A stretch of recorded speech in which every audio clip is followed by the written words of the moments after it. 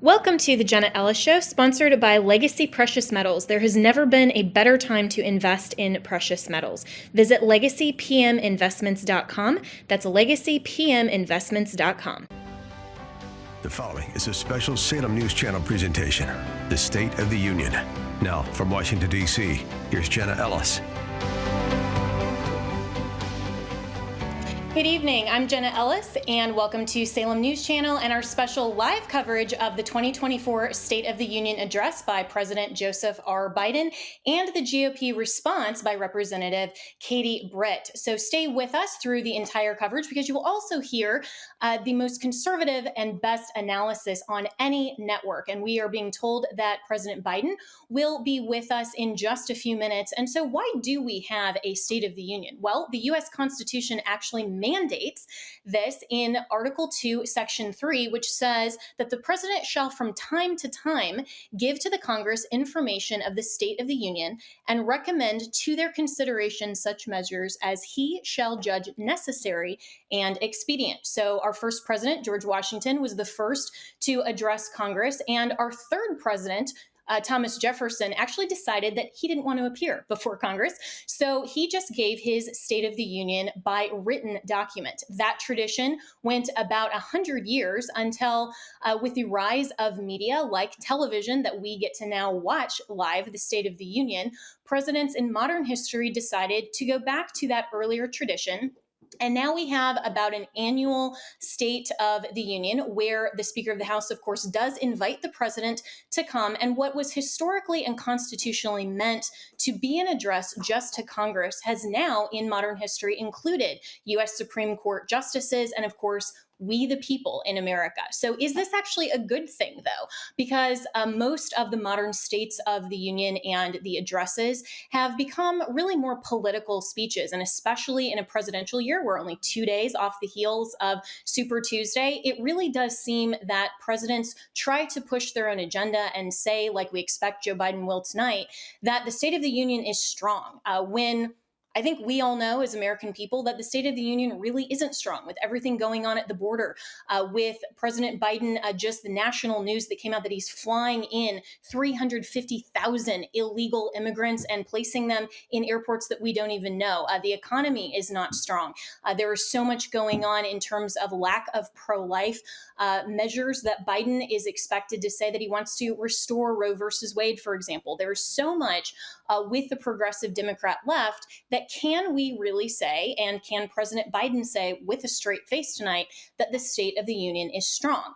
You may recognize that line because historically over the last about 35 years, U.S. presidents, starting with Gerald Ford, have actually used the line that the State of the Union is, and then described it. And that was coming off the heels of Watergate, which was a massive scandal in U.S. history. And so Gerald Ford was the first one to say that the State of the Union is not strong.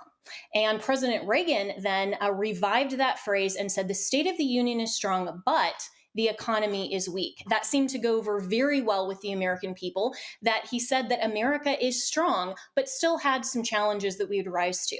Every single U.S. president since President Reagan, with the exception of George H.W. Bush, has invoked the phrase at the very end that the State of the Union is strong. So is this just like a God bless America, where we know the Democrats, a lot of them don't even believe in God anymore, and they're just invoking this? Or is President Biden actually going to have something better to say?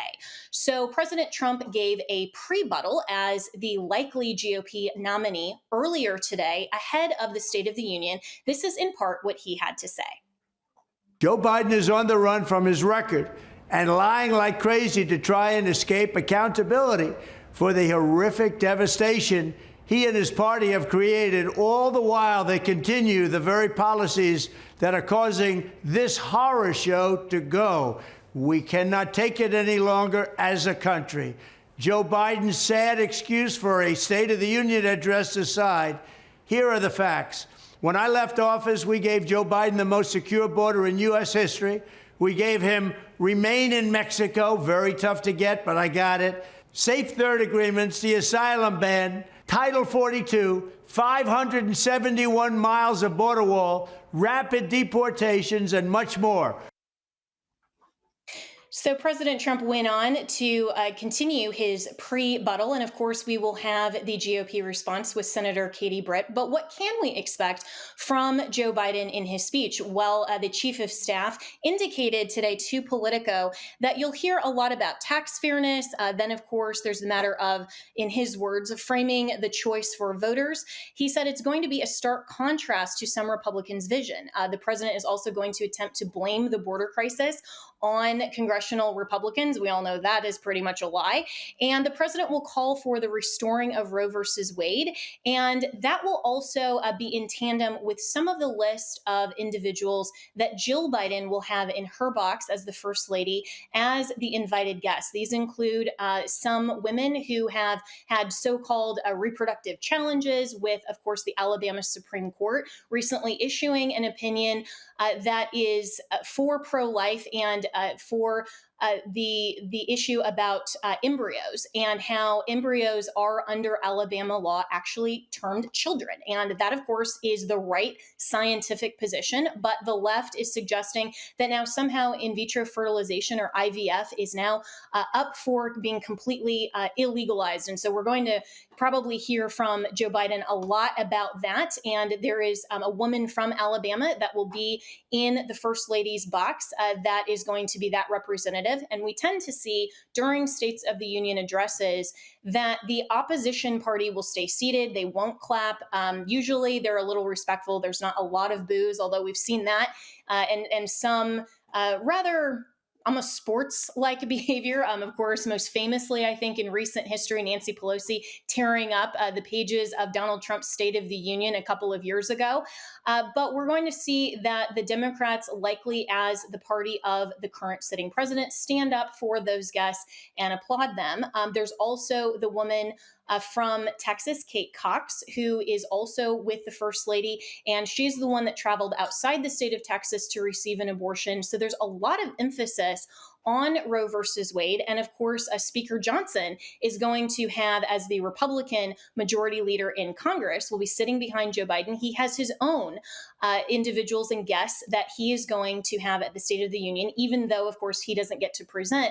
They will still be there in stark contrast to the leftist agenda. This includes Riley Gaines, who, of course, most famously stood up for women in sports and the truth about biology. Also, Chloe Cole, who was one of the victims of the left's transgender nonsense and is standing firm for the definition of men being men and women being women. So what can we expect from Senator Katie Britt's response? Well, there were a few of her segments from her Republican address that's likely going to be from teleprompter. And this in particular was very interesting. She said President Biden inherited the most secure border of all time. But minutes after taking office, he suspended all deportations, halted construction of the border wall, and announced a plan to give amnesty to millions. We know that President Biden didn't just create this border crisis, he invented it and invited it with 94 executive actions in his first 100 days. President Biden's border crisis is a disgrace, it's despicable, and it's almost entirely preventable. So that's a little bit of the flavor and preview that we will expect from Senator Katie Britt and her GOP response. And we will carry all of that live for you here on the Salem News Channel. So stay with us through the State of the Union as well as the GOP response. But I want to bring in now our very first guest and analyst, Walker Wildmon, who is the Vice President of the American Family Association and a host of At the Core on American Family Radio Network, where I host Jenna Ellis in the morning from 8 to 9 Eastern. And Walker, thanks so much for joining, because I think it's so important for conservatives in particular to really rebut this messaging that Joe Biden is certainly set to have on pro-abortion and on this anti-life message that they're framing as a reproductive health issue, when we know the truth of the matter is that abortion is horrific. It's intentionally designed to cause the death of a child as a medical intervention. And so some Republicans have shied away from this as a divisive message, which seems to be what Joe Biden is capitalizing on heading into a presidential year. So how can and should people like Speaker Johnson and other Republicans rise to rebut what he is likely going to say? Yeah, this speech, if it goes anything like the last 3 years, it's going to be an unmitigated disaster. So the one thing that Republicans don't need to do is they don't need to intercept President Biden in his disastrous last 3 years. So if he fumbles over himself, can't get the words out, doesn't even know what he's saying, they need to let him soak in that for a little while. But on the pro-life issue, Republicans have to hit this issue head on. Republicans can't keep squirming around the abortion issue. We've got to hit this head on. The abortion issue is the pro-life issue, and it's a winning issue for Republicans. And it's all about being pro-women and pro-baby and pro-family. I mean, it's quite ironic that President Biden is bringing in women. This is the most anti-women, anti-baby administration in modern American history. So this Biden administration has been an unmitigated disaster. I think the speech is probably going to be a disaster as well. But they're trying to do cleanup. That's what they're trying to do between now and November. They're trying to clean up the mess that Biden has made. And the abortion issue is a complete distraction. Also look for the demonization of Christians and people who care for this country. I think Biden's going to go after patriots. He's going to go after what he calls MAGA Republicans and more of the same demonization. Yeah, and that was certainly in his last State of the Union address by addressing the MAGA extremists and certainly people who simply care about this country. And that has been a significant challenge as well in terms of wanting to censor conservative speech and to really make it difficult for conservatives and particularly Christians to stand up for the truth, to exercise freedom of speech and exercise religious liberty, which are our constitutionally protected rights. And so what do we expect in terms of how Democrats are going to claim a victory if Biden simply makes it all the way through? I mean, I think that's a very low bar to say if he's just coherent through the entire thing and doesn't make massive fumbles, then yay, victory. But we should expect a lot more than that from a sitting president of the United States, regardless of party. Yeah, I've got to say this thing. Not only is it unlikely that Biden's going to make it through the whole speech without completely forgetting where he is and what he's doing, but also even if he has a good night, right, from a Democrat's perspective, it's going to be hard to spend this last 3 years. To spend the last 3 years. I mean, this with inflation, the war in Ukraine, now the war in Israel. This economy, everything's been a disaster that Biden's touched. The border is the number one issue now amongst voters, not the economy, the border. The border is number one, the economy is number two, and on both of those, Biden has failed. So it's going to be very difficult for Biden to spin this. But I think if Republicans respond correctly and respond on offense and offer hope and optimism and the American dream, I really think it can resonate with the voters. Yeah, I do too, Walker Wildman. And I think it's so important that Republicans and conservatives overall remember that we do have the winning message because it's the truthful message. And that's true for the abortion issue as well. And so even though I think Joe Biden and certainly Jill Biden with their invited guests tonight are going to try to use some of these stories that are outliers, and of course they're manipulated to play on emotions. And that's part of what the State of the Union has really evolved into is kind of more of this media spectacle and advancing campaign issues and talking points along party lines instead of truly informing Congress of anything. But for Biden's commitment that he wants to restore Roe versus Wade, even if he makes that commitment, how practical do you think that is with the current composition of Congress? And what does this suggest about how important it is to vote down ticket? Yeah, the overturning of Roe v. Wade was the right decision. It was a constitutional decision, and it was about 40 years too late. We should have never had Roe v. Wade. But on And the we issue are of Roe v. seeing Joe Wade, Biden, real quick, I'm sorry, Walker, we're going to have to cut you off right there because we are seeing Joe Biden walk into the room. So we are going to go ahead and take it from here. And I really appreciate you, Walker Wildman. You can find the American Family Association at afa.net. And we are seeing Joe Biden now as he is walking in and he is shaking some hands with, of course, a few of the members of Congress, and we're going to see him continue to walk down that line, talk with a few people, and it's 9:17, so only about 17 minutes late so far that he is now stepping into that hall. And this always reminds me this moment when they announce, Mr. Speaker, the President of the United States. That's always a moment that Americans can and should really come together. And it's so sad, frankly, to see that there's so much divisiveness among the parties, that we are so completely polarized. And the Democrat Party doesn't even reflect anything about what the American values truly used to be in terms of the U.S. Supreme Court. And thankfully, it was a 9-0 opinion and decision. But, our institutions and how the political branches are trying on purpose under the Democrats to try to take us further and further away from solid American values. And that's what I expect that Joe Biden is going to say as he still is making his way down that aisle and shaking hands of these senators. And, it's really unfortunate, I think, that we as conservatives have this view of really not being proud of our president because he's really not doing anything that is sincerely in the interests of American people. And we're going to see a lot of that rhetoric tonight, of course. And so he's continuing to go down, talk with a few of those members. I haven't seen him so far really shaking hands with a lot of the Republicans.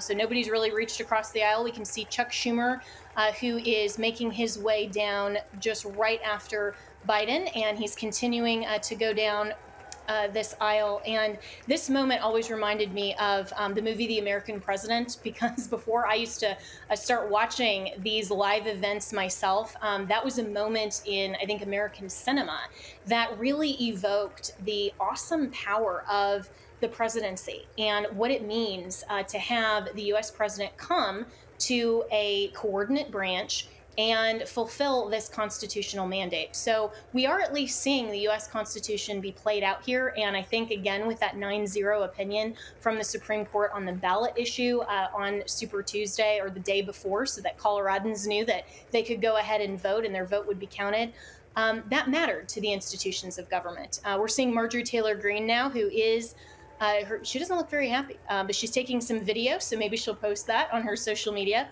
coming up. But she's wearing her MAGA hat and a couple of buttons. I can't quite see what exactly those are saying, but if you follow her on social media, she definitely has some of the most snarky posts of any members of Congress. So that's always fun. But at least she came over and said a few words. So Biden is continuing to come down. And interestingly, so these women who are clearly Democrats, who are dressed in white, that became a phenomenon just a couple of years ago that on the Democrat side was an indication of standing for women's rights. So this is yet another indication that probably a lot of what is contained, and now with this wider shot, you're seeing a lot of the women on the Democrat side of Congress that have chosen to wear white to the State of the Union, and it's for that reason. So if you're wondering, yes, they did coordinate their outfits like a lot of women do, and I did not wear white specifically for that purpose tonight because what the left calls women's rights, we know really aren't. And so this is Joe Manchin and now Mitt Romney, who are exchanging words with President Biden before he continues to go on down that aisle. It's almost like a receiving line in some sense. So this is good that we're at least seeing a few Republicans, and if you can call Mitt Romney a Republican, I really don't, but maybe the Republican in name only. But Biden is making his way down, and you can now see Vice President Kamala Harris and also Speaker Johnson. This is his first State of the Union as a speaker because he just took over, of course, this year when he was elected to the speakership after the ouster of former Speaker Kevin McCarthy. So that was a big change for the GOP leadership. And Speaker Johnson, in one of my absolute favorite moves that he did tonight, he invited his home pastor from his home state of Louisiana to be in the audience tonight. And he is a very solid conservative Christian. And that nod to the local church, I think, was a beautiful reflection of how much he takes his faith very seriously. So we'll see if he chooses to stay seated or if, like other speakers, even of the opposition party to the president, have chosen in some modern speeches and states of the union have chosen anyway to clap when appropriate and to be a little bit more maybe respectful isn't quite the right word, but they have decided to go ahead and just clap So now they're giving him almost a sportsmanlike rally clap here. That's interesting. Is this Let's Go Brandon? Like that would be that would be great. That is actually what Marjorie Taylor Greene should start right now. That would be hilarious and a viral moment. Maybe someone can text her and tell her to start the Let's Go Brandon chant. Oh, and we are seeing Justice Ketanji Brown Jackson as Joe Biden is now greeting the members of the U.S. Supreme Court, who are not, of course, members of Congress, but in modern United States history, most of the justices have chosen to come and be part of the State of the Union, even though they do remain seated. And this is an indication that they are not part of the political branches. They are part of the judiciary. So regardless of whether it's a president that appointed them, like Ketanji Brown Jackson, for example, even though President Biden nominated her to the bench and appointed her, she will stay seated to show the independence and the unbiased nature of that third branch, which was intended, of course, to be the weakest branch. And so we are seeing that Justice Alito, I believe, did not show up. He has not been to a State of the Union in quite a few years, and that was after a Democrat president, Barack Obama, suggested and criticized one of those opinions during his State of the Union address, and Justice Alito felt that it was perhaps a little bit too political for him, and so he has not attended a State of the Union address since then, even when President Trump, who of course is a member of the Republican Party instead of the Democrats, had his State of the Union addresses. And so let's listen in now, if we can, to see where Joe Biden is, and we'll have some audio from the floor so we don't miss anything. But continue to stay with us on the Salem News Channel. We will be bringing you the entirety of the State of the Union address. We don't know exactly how long President Biden is going to speak. And then after that, we will have some analysts here and the best conservative coverage of the State of the Union, as well as Representative Jim Jordan, who will join us hopefully shortly after the State of the Union. We're hoping to get him before the GOP rebuttal, but we will bring you that full rebuttal. So here is President Joe Biden. Let's listen in. Throughout history, there are clear moments that define our nation's path, and now you can own a piece of that history. I'm thrilled to announce the official Newt Gingrich contract with America coin from our friends at Legacy Precious Metals in partnership with Speaker Gingrich. This limited edition 1 ounce 99.99% silver coin commemorates the historic victory in 1994 when the Republican Party, under Speaker Gingrich's guidance, took control of Congress. The Newt Gingrich contract with America coin also symbolizes the transformative political platform that led to the landmark achievements like the overhaul of the U.S. welfare system and the Balanced Budget Act. This is a limited edition coin that will sell out. So whether you're looking for the perfect gift or you want to own a piece of history, act fast before they run out. The Newt Gingrich contract with America coin is more than an investment. It's a tribute to honest government and America. You can order it online at newtgingrichsilvercoin.com. That's newtgingrichsilvercoin.com, and use promo code Jenna, that's JENNA, to get $10 off your purchase. Go to newtgingrichsilvercoin.com now.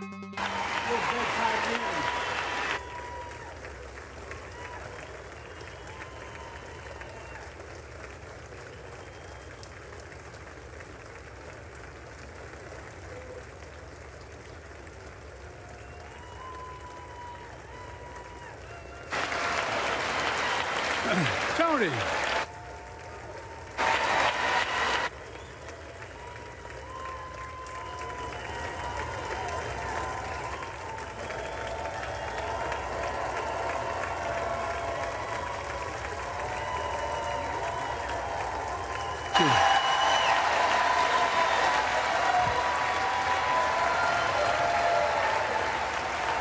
Jill.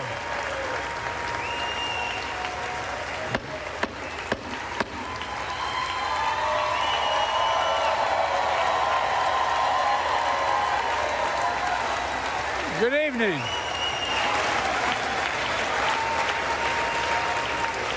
Good evening. If I were smart, I'd go home now.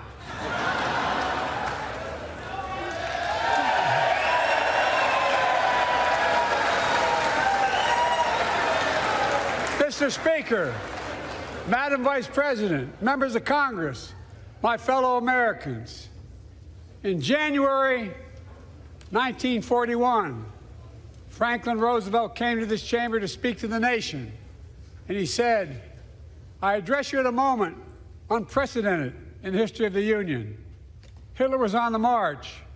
War was raging in Europe. President Roosevelt's purpose was to wake up Congress and alert the American people that this was no ordinary time. Freedom and democracy were under assault in the world. Tonight, I come to this same chamber to address the nation. Now, it's we who face an unprecedented moment in the history of the Union. And yes, my purpose tonight is to wake up the Congress and alert the American people that this is no ordinary moment either. Not since President Lincoln and the Civil War have freedom and democracy been under assault at home as they are today. What makes our moment rare is that freedom and democracy are under attack both at home and overseas at the very same time. Overseas, Putin of Russia is on the march, invading Ukraine and sowing chaos throughout Europe and beyond. If anybody in this room thinks Putin will stop at Ukraine, I assure you he will not.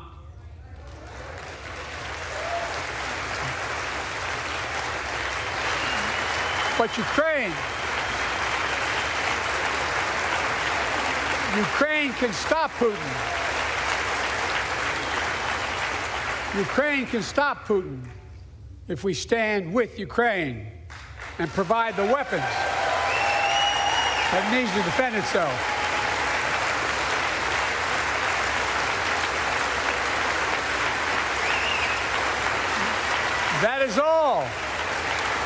That is all Ukraine is asking.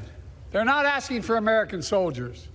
In fact, there are no American soldiers at war in Ukraine, and I'm determined to keep it that way. But now, assistance to Ukraine is being blocked by those who want to walk away from our world leadership. It wasn't long ago when a Republican president named Ronald Reagan thundered, "Mr. Gorbachev, tear down this wall." Now,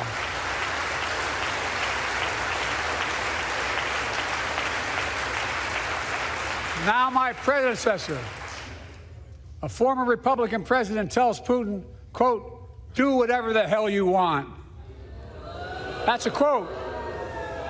A former president actually said that, bowing down to a Russian leader. I think it's outrageous, it's dangerous, and it's unacceptable.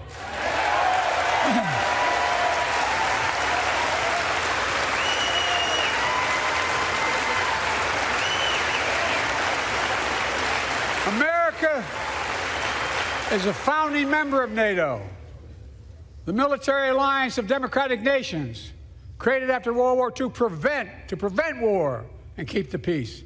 And today, we've made NATO stronger than ever. We welcomed Finland to the alliance last year. And just this morning, Sweden officially joined, and their minister is here tonight. Come here, stand up. Welcome. Welcome, welcome, welcome.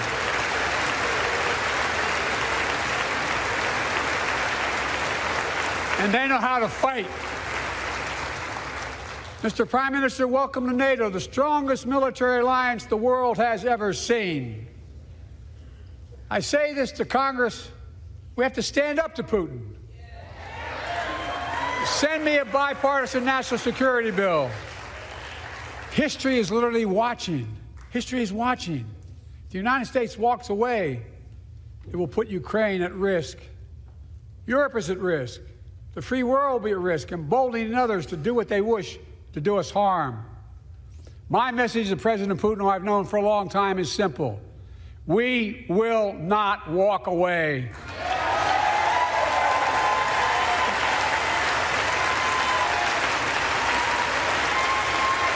We will not bow down.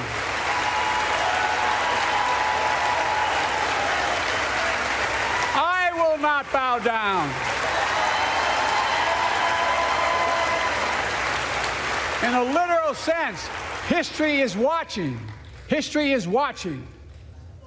just like history watched 3 years ago on January 6th, when insurrectionists stormed this very Capitol and placed a dagger to the throat of American democracy. Many of you are here on that darkest of days. We all saw with our own eyes the insurrectionists were not patriots. They'd come to stop the peaceful transfer of power, to overturn the will of the people. January 6th lies about the 2020 election and the plots to steal the election posed a gravest threat to U.S. democracy since the Civil War. But they failed. America stood.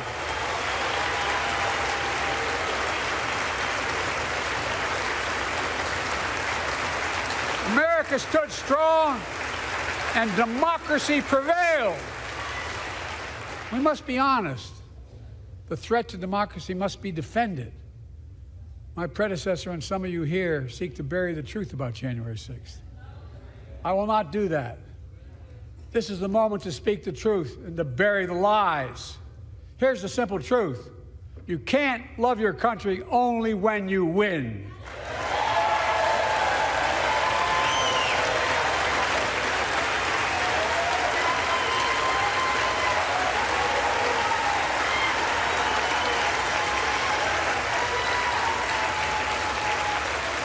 As I've done ever since being elected to office, I ask all of you without regard to party to join together and defend democracy. Remember your oath of office of defending against all threats, foreign and domestic. Respect free and fair elections, restore trust in our institutions, and make clear political violence has absolutely no place in America, zero place. Again, it's not hyperbole to suggest history is watching. We're watching. Your children and grandchildren will read about this day and what we do. History is watching another assault on freedom. Joining us tonight is Latoya Beasley, a social worker from Birmingham, Alabama. 14 months ago, she and her husband welcomed a baby girl thanks to the miracle of IVF. She scheduled treatments to have that second child, but the Alabama Supreme Court shut down IVF treatments across the state, unleashed by a Supreme Court decision overturning Roe v. Wade. She was told her dream would have to wait. What her family had got through should never have happened. Unless Congress acts, it could happen again. So tonight, let's stand up for families like hers. To my friends across the aisle, don't keep this waiting any longer. Guarantee the right to AVF. Guarantee it nationwide.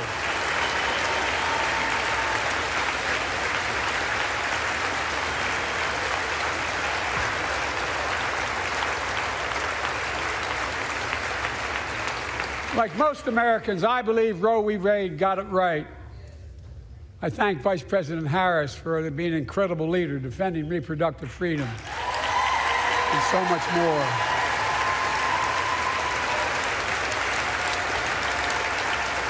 Thank you. My predecessor came to office determined to see Roe v. Wade overturned. He's the reason it was overturned, and he brags about it. Look at the chaos that has resulted. Joining us tonight is Kate Cox, the wife and mother from Dallas. She's become pregnant again and had a fetus of a fatal condition. Her doctor told Kate that her own life and her ability to have children in the future were at risk if she didn't act. Because Texas law banned her ability to act, Kate and her husband had to leave the state to get what she needed. What her family got through should have never happened as well, but it's happening in too many others. There are state laws banning the freedom to choose, criminalizing doctors, forcing survivors of rape and incest to leave their states to get the treatment they need. Many of you in this chamber and my predecessor are promising to pass a national ban on reproductive freedom. My God, what freedom else would you take away? Look, it's a decision to overturn Roe v. Wade. The Supreme Court majority wrote the following, and with all due respect, justices, women are not without electoral or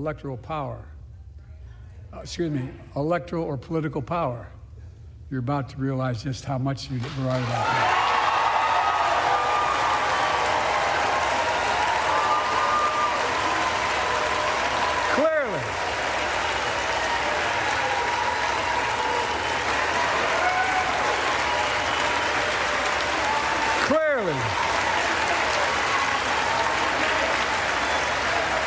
Those bragging about overturning Roe v. Wade have no clue about the power of women. But they found out when reproductive freedom was on the ballot. We won in 2022 and 2020, and we'll win again in 2024.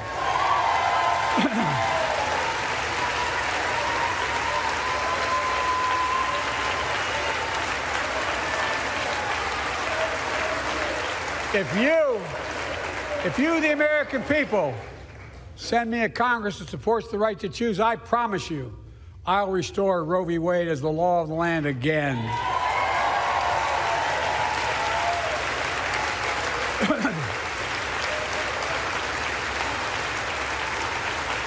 Folks, America cannot go back. I'm here tonight to show what I believe is the way forward, because I know how far we come. 4 years ago next week, before I came to office, the country was hit by the worst pandemic and the worst economic crisis in a century. Remember the fear, record losses? Remember the spikes in crime and the murder rate, raging virus that took more than 1 million American lives, of loved ones, millions left behind? A mental health crisis of isolation and loneliness. A president, my predecessor, failed the most basic presidential duty that he owes to American people, the duty to care. I think that's unforgivable. I came to office determined to get us through one of the toughest periods in the nation's history. We have. It doesn't make news in 1,000 cities and towns. The American people are writing the greatest comeback story never told.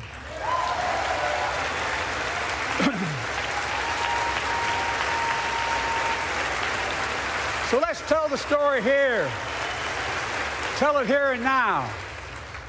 America's comeback is building the future of American possibilities, building an economy from the middle out and the bottom up, not the top down, investing in all America, in all Americans, to make sure everyone has a fair shot, and we leave no one behind.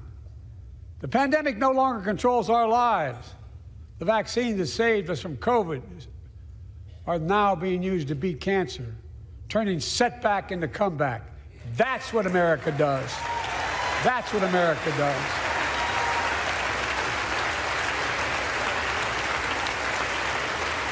Folks, my inherited economy is on the brink.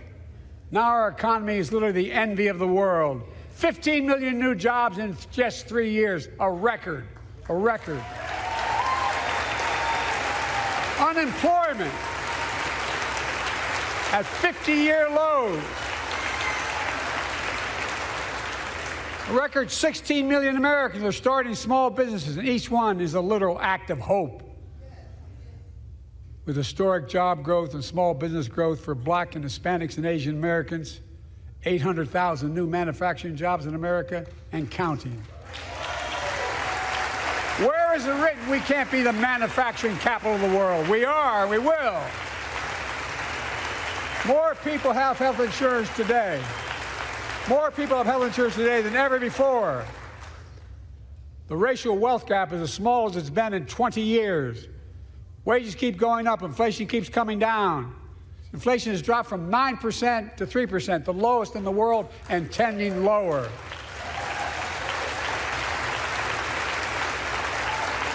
The landing is and will be soft.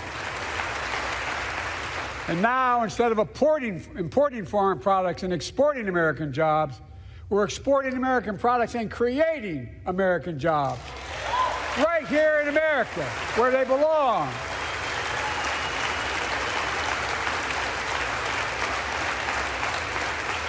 And it takes time, but the American people are beginning to feel it. Consumer studies show consumer confidence is soaring. Buy America has been the law of the land since the 1930s.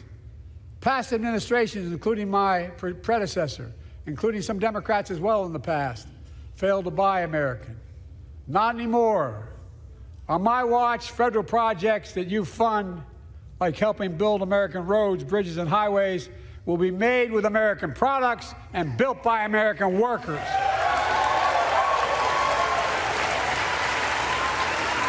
Creating good-paying American jobs.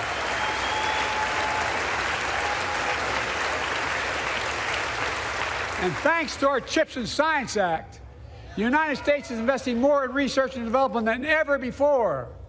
During the pandemic, a shortage of semiconductors, chips, that drove up the price of everything from cell phones to automobiles. And by the way, we invented those chips right here in America. Well, instead of having to import them, private companies are now investing billions of dollars to build new chip factories here in America, creating tens of thousands of jobs. Many of those jobs paying $100,000 a year and don't require a college degree.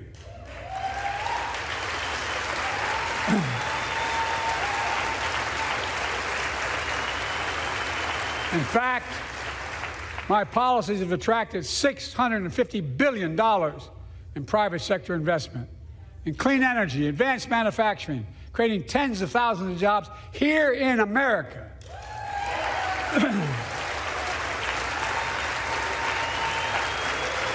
And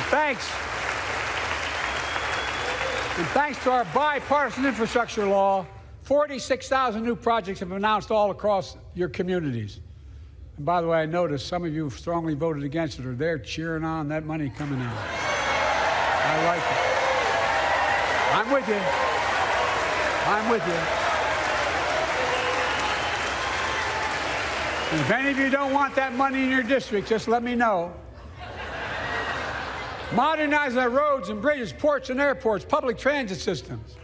Removing poisonous lead pipes so every child can drink clean water without risk of brain damage.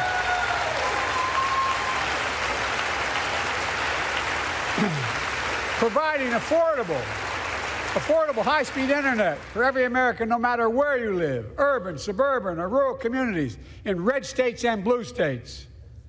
Record investments in tribal communities. Because of my investment in family farms,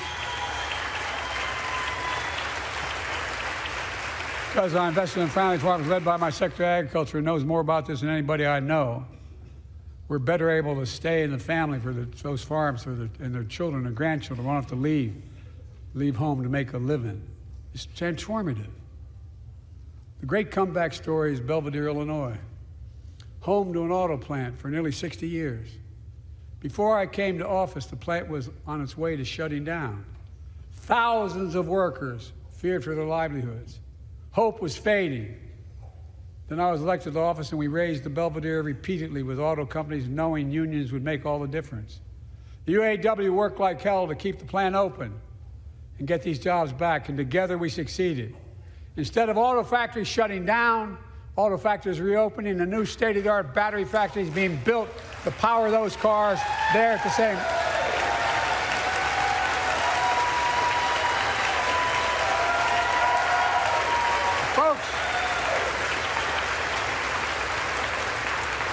The folks of Belvedere, I say, instead of your town being left behind, your community is moving forward again. Because instead of watching auto jobs in the future go overseas, 4,000 union jobs with higher wages are building the future in Belvedere right here in America.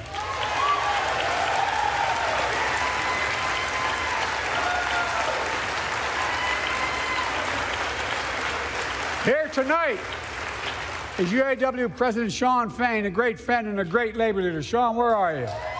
Stand up.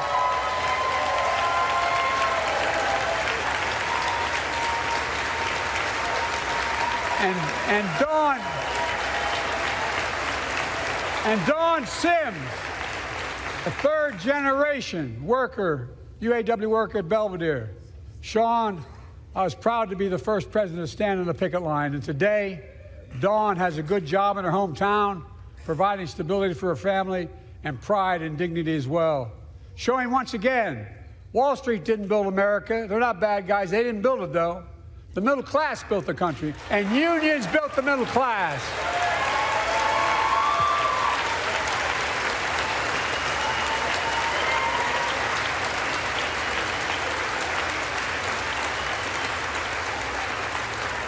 I say to the American people, when America gets knocked down, we get back up. We keep going. That's America.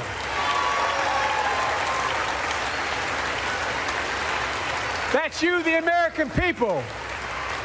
It's because of you America's coming back. It's because of you our future is bright. It's because of you that tonight we can proudly say the state of our union is strong and getting stronger.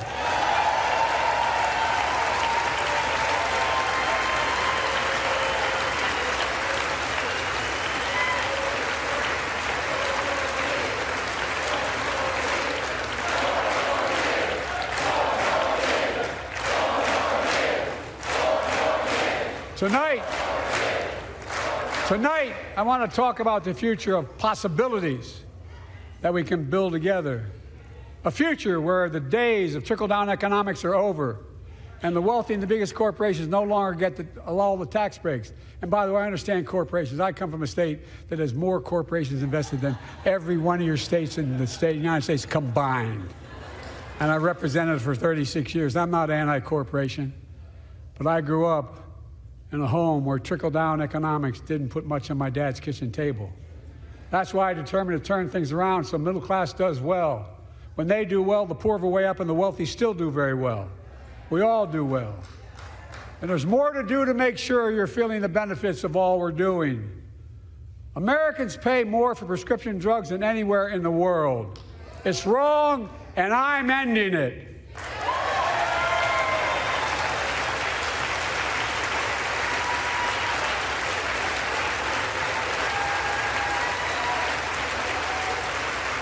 With a law that I proposed and signed, not one of you Republican buddies voted for it, we finally beat Big Pharma. Instead of paying $400 a month or thereabouts for insulin with diabetes, and it only costs $10 to make, they only get paid $35 a month now and still make a healthy profit. And I want to, but what to do next? I want to cap the cost of insulin at $35 a month for every American who needs it. Everyone.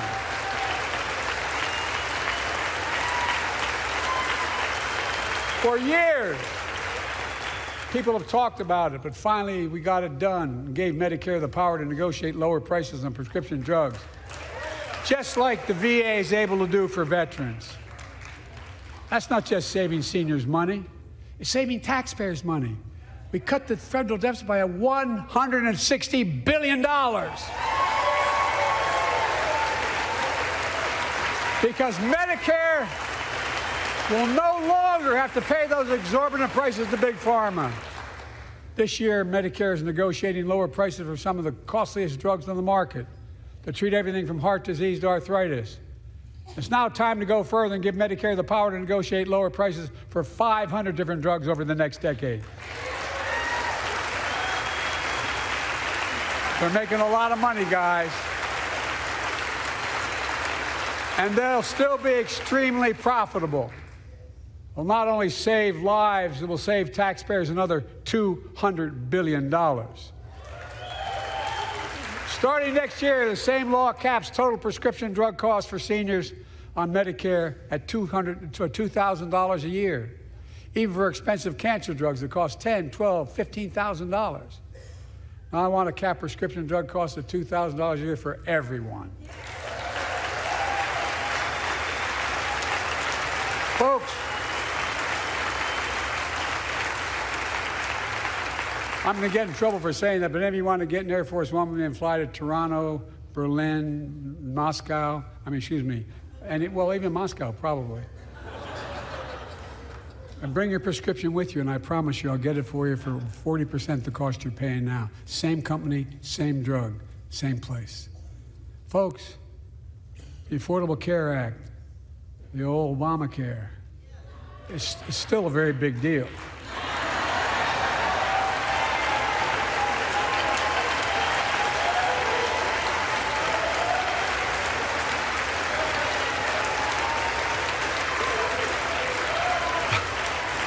Over 100 million of you can no longer be denied health insurance because of pre-existing condition.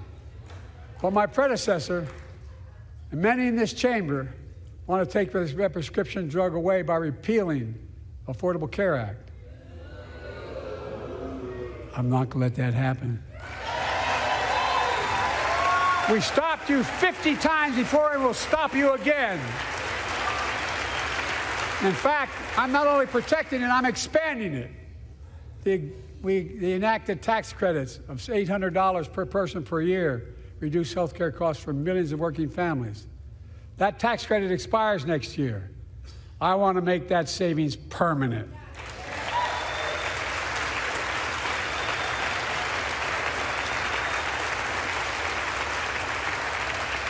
To state the obvious, women are more than half our population, but research on women's health has always been underfunded. That's why we're launching the first ever White House initiative on women's health research, led by Jill, doing an incredible job as First Lady.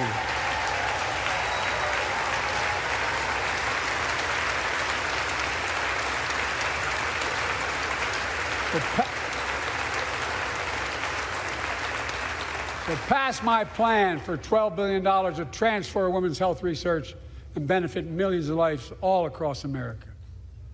I know the cost of housing is so important to you. If inflation keeps coming down, mortgage rates will come down as well, and the Fed acknowledges that. But I'm not waiting. I want to provide an annual tax credit that will give Americans $400 a month for the next 2 years as mortgage rates come down, to put toward their mortgages when they buy their first home or trade up for a little more space. Just for 2 years.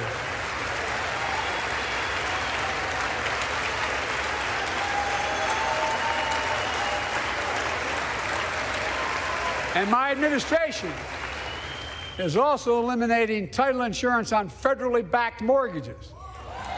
When you refinance your home, you can save $1,000 or more as a consequence. For millions of renters, we're cracking down on big landlords who use antitrust law, who break antitrust laws by price fixing and driving up rents. We've cut red tape so builders can get federally financing, which is already helping build a record 1.7 million new housing units nationwide. Now pass and build and renovate 2 million affordable homes and bring those rents down.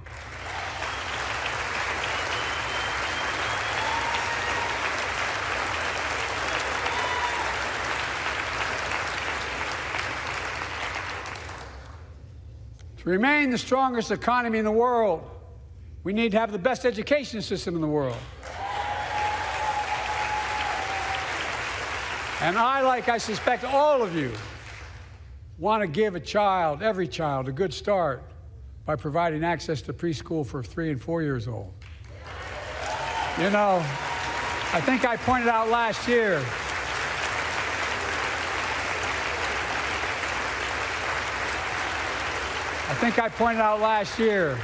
that children coming from broken homes where there's no books, they're not read to, not spoken to very often, start school, kindergarten, or first grade, having heard 1 million fewer words spoken. Well, studies show that children who go to preschool are nearly 50% more likely to finish high school, go on to earn a 2- and 4-year degree, no matter what their background is.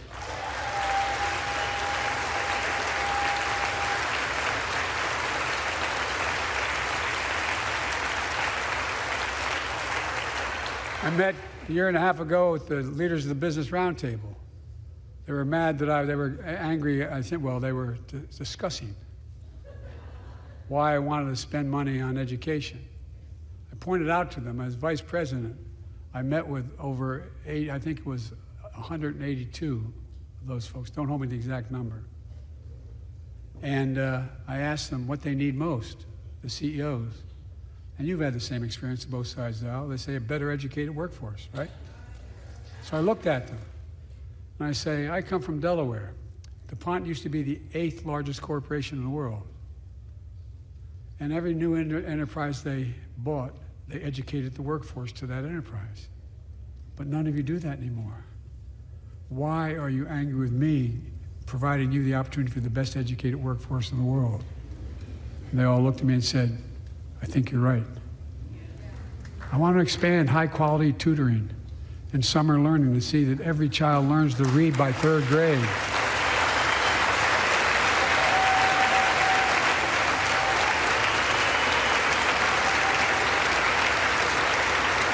I'm also connecting local businesses and high schools so students get hands-on experience and a path to a good-paying job, whether or not they go to college. And I want to make sure the college is more affordable. Let's continue increasing the Pell Grants to working and middle-class families and increase record investments in HBCUs and minority-serving institutions, including Hispanic institutions.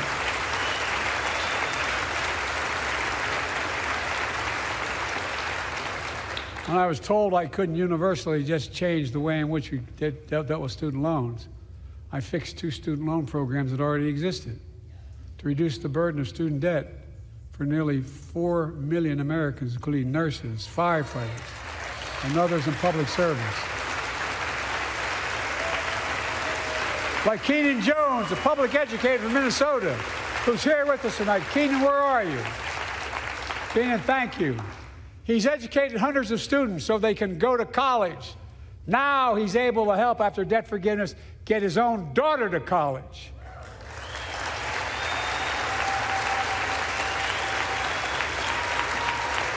And folks, look, such relief is good for the economy because folks are now able to buy a home, start a business, start a family. While we're at it, I want to give public school teachers a raise.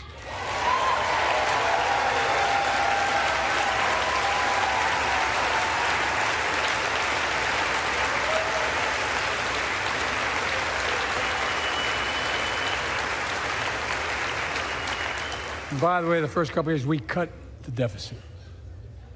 Now, let me speak to the question of fundamental fairness for all Americans. I've been delivering real results in fiscally responsible ways. We've already cut the federal deficit. We've already cut the federal deficit over $1 trillion.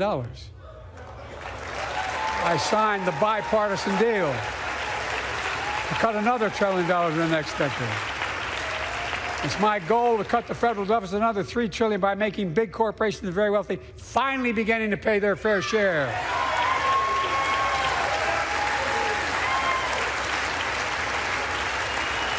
Look, I'm a capitalist. If you want to make or can make $1 million or millions of bucks, that's great. Just pay your fair share in taxes. A fair tax code is how we invest things to make this country great. Healthcare, education, defense, and so much more. But here's the deal. The last administration enacted a $2 trillion tax cut, overwhelmingly benefit the top 1%, the very wealthy and the biggest corporations, and exploded the federal deficit. They added more to the national debt than any presidential term in American history. Check the numbers. Folks at home, does anybody really think the tax code is fair? No. Do you really think the wealthy and big corporations need another $2 trillion tax break? No. I sure don't. I'm going to keep fighting like hell to make it fair. Under my plan, nobody earning less than $400,000 a year will pay an additional penny in federal taxes. Nobody, not one penny. And they haven't yet. In fact, the child tax credit I passed during the pandemic cut taxes for millions of working families and cut child poverty in half. Restore that child tax credit. No child should go hungry in this country. The way to make the tax code fair is to make big corporations and the very wealthy begin to pay their fair share. Remember in 2020, 55 of the biggest companies in America made $40 billion and paid zero in federal income tax. Zero. Not anymore. Thanks to the law I wrote and we signed, big companies have to pay a minimum of 15%. But that's still less than working people pay in federal taxes. It's time to raise corporate minimum tax to at least 21%.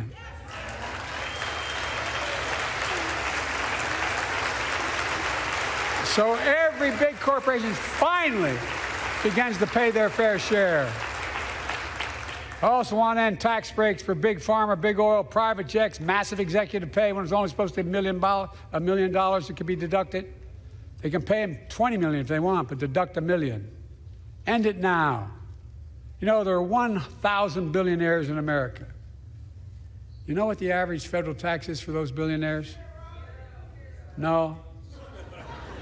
They're making great sacrifices, 8.2%. That's far less than the vast majority of Americans pay. No billionaire should pay a lower federal tax rate than a teacher, a sanitation worker, or a nurse.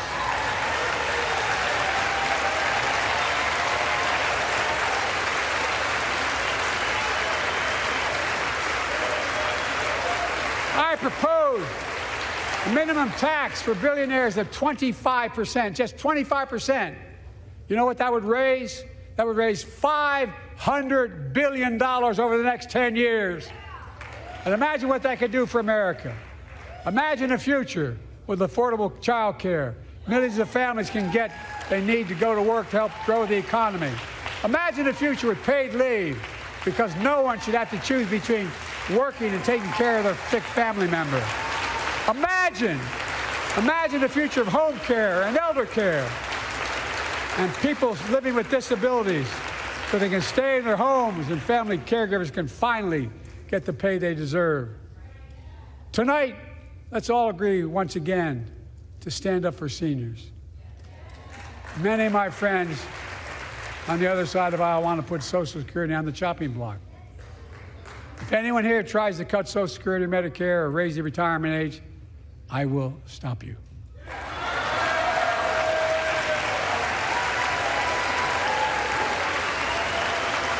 The working people who built this country pay more into Social Security than millionaires and billionaires do. It's not fair. We have two ways to go. Republicans can cut Social Security and give more tax breaks to the wealthy. That's the proposal. Oh no, you guys don't want another $2 trillion tax cut? I kind of thought that's what your plan was. Well, that's good to hear. You're not going to cut another $2 trillion for the super wealthy. That's good to hear. I'll protect and strengthen Social Security and make the wealthy pay their fair share. Look,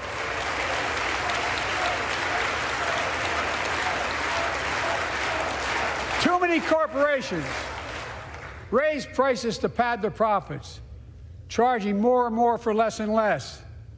That's why we're cracking down on corporations engaged in price gouging and deceptive pricing, from food to health care to housing. In fact, the snack companies think you won't notice if they change the size of the bag and put a hell of a lot fewer, same size bag, put fewer chips in it. No, I'm not joking. It's called shrinkflation. Pass Bobby Casey's bill and stop this. I really mean it.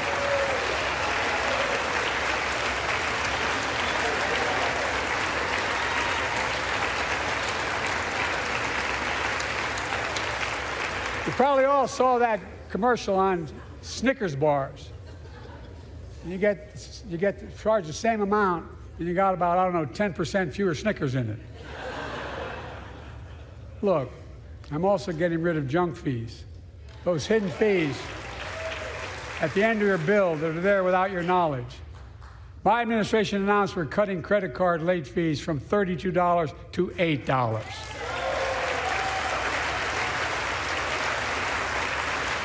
Banks and credit card companies are allowed to charge what it costs them to instigate the collection. And that's more a hell of a lot like $8 and 30-some dollars. They don't like it. Credit card companies don't like it. But I'm saving American families $20 billion a year with all the junk fees I'm eliminating. Folks at home, that's why the banks are so mad. It's $20 billion in profit. I'm not stopping there. My administration has proposed rules to make cable, travel, utilities, and online ticket sellers tell you the total price up front, so there are no surprises. It matters. It matters. And so does this. In November, my team began serious negotiation with a bipartisan group of senators. The result was a bipartisan bill with the toughest set of border security reforms we've ever seen. Oh, you don't think so? Oh, you don't like that bill, huh? That conservatives got together and said it was a good bill? I'll be darned. That's amazing. That bipartisan bill would hire 1,500 more security agents and officers, 100 more immigration judges to help tackle the backload of 2 million cases, 4,300 more asylum officers, and new policies so they can resolve cases in 6 months instead of 6 years now.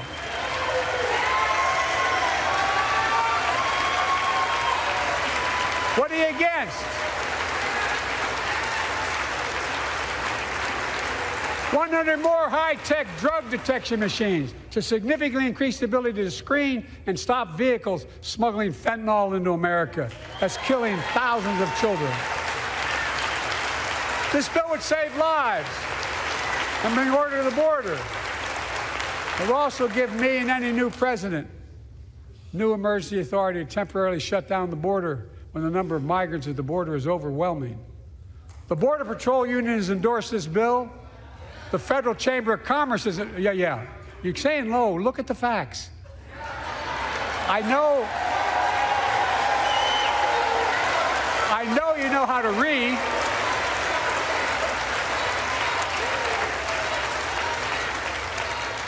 I believe that given the opportunity for a majority in the House and Senate would endorse the bill as well, a majority right now. But unfortunately, politics has derailed this bill so far. I'm told my predecessor called members of Congress in the Senate to demand they block the bill. He feels political win, he viewed it as a political win for me and a political loser for him. It's not about him, it's not about me. I'd be a winner, not really.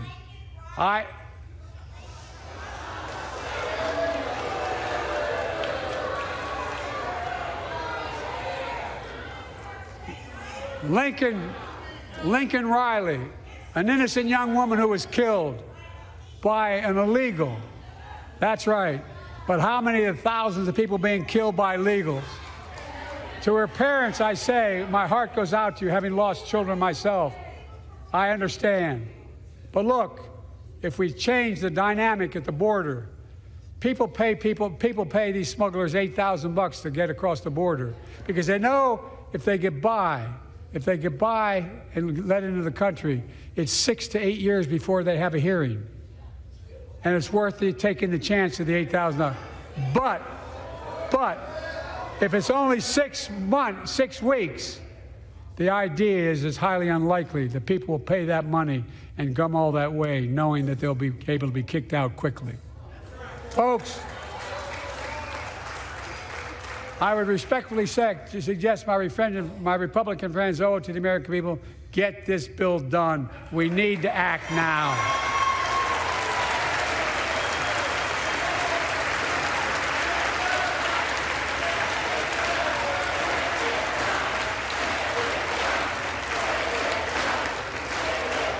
And if my predecessor is watching, instead of paying politics and pressuring members of Congress to block the bill, join me in telling the Congress to pass it.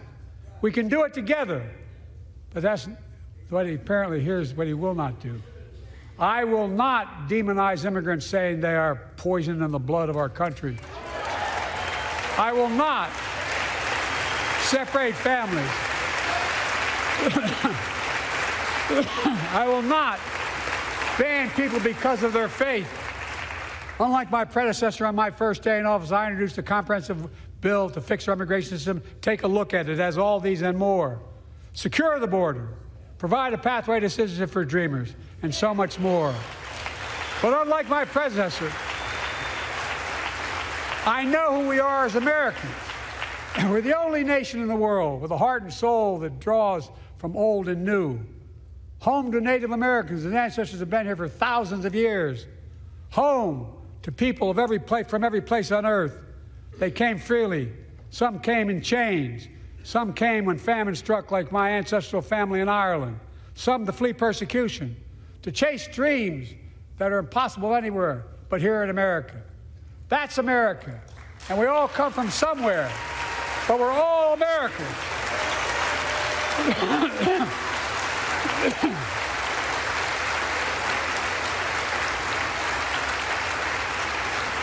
Look, folks, we have a simple choice. We can fight about fixing the border, or we can fix it.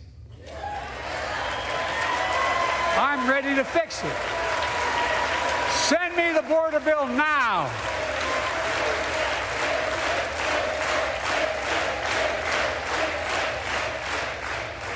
A transformational moment in history happened 59 years ago today in Selma, Alabama. Hundreds of foot soldiers for justice marched across the Edmund Pettus Bridge, named after the Grand Dragon of the Ku Klux Klan, to claim their fundamental right to vote. They were beaten, they were bloody, and left for dead. Our late friend and former colleague, John Lewis, was on that march. We miss him.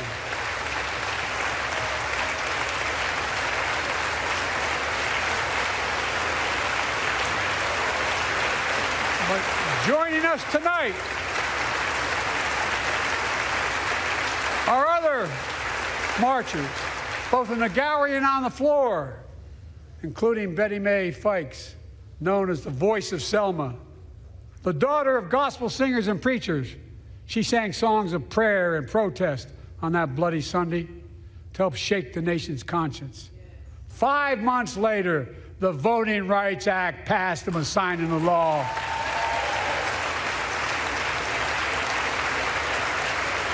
Thank you.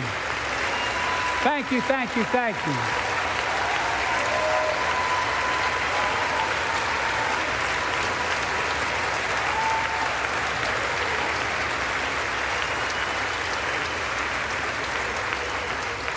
But 59 years later, there are forces taking us back in time. Voter suppression, election subversion, unlimited dark money, extreme gerrymandering. John Lewis was a great friend to many of us here, but if you truly want to honor him and all the heroes who marched with him, then it's time to do more than talk. Pass the Freedom to Vote Act, the John Lewis Voting Rights Act.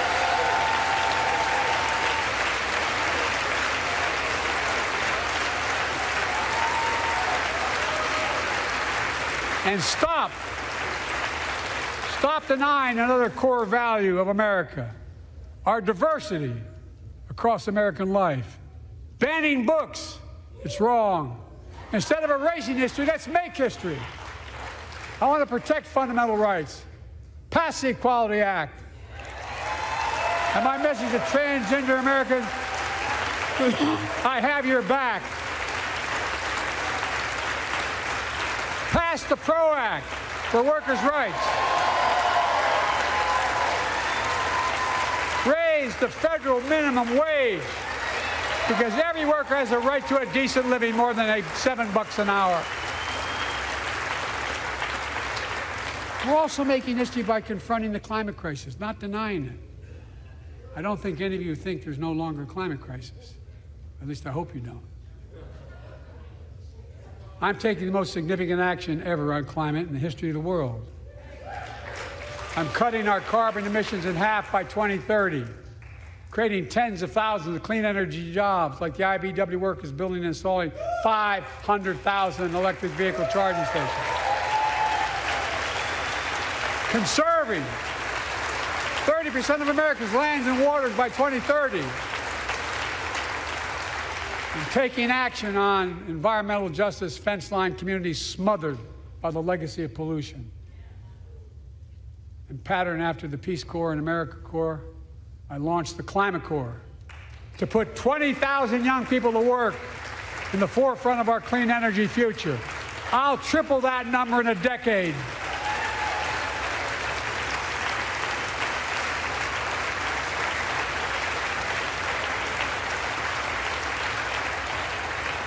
To state the obvious, all Americans deserve the freedom to be safe. And America is safer today than when I took office. Year before I took office, murder rates went up 30%. 30% they went up. The biggest increase in history. It was then, through my American Rescue Plan, which every American voted against, I might add, we made the largest investment in public safety ever. Last year, the murder rate saw the sharpest decrease in history. Violent crime fell to one of its lowest levels in more than 50 years. But we have more to do. We have to help cities invest in more community police officers, more mental health workers, more community violence intervention. Give communities the tool to crack down on gun crime, retail crime, and carjacking. Keep building trust, as I've been doing by taking executive action on police reform and calling for it to be the law of the land. Directing my cabinet to review the federal classification of marijuana and expunging thousands of convictions for the mere possession, because no one should be jailed for simply using or have it on their record. Take on crimes of domestic violence. I'm ramping up the Federal Enforcement of the Violence Against Women Act that I proudly wrote when I was a senator, so we can finally end the scourge against women in America.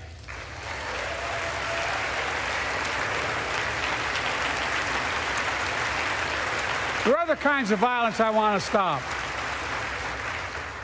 With us tonight is Jasmine, whose 9-year-old sister Jackie was murdered with 21 classmates and teachers in an elementary school in Uvalde, Texas. Very soon after that happened, Jill and I went to Uvalde for a couple of days. We spent hours and hours with each of the families. We heard their message, so everyone in this room, in this chamber, could hear the same message. The constant refrain, and I was there for hours meeting with every family. They said, do something. Do something. Well, I did do something by establishing the first ever Office of Gun Violence Prevention in the White House, that the Vice President is leading the charge. Thank you for doing it.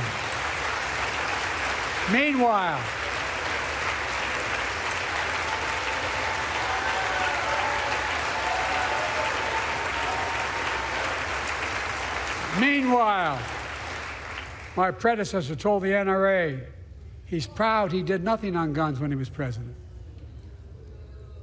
Oh. After another shooting in Iowa recently, he said, when asked what to do about it, he said, just get over it.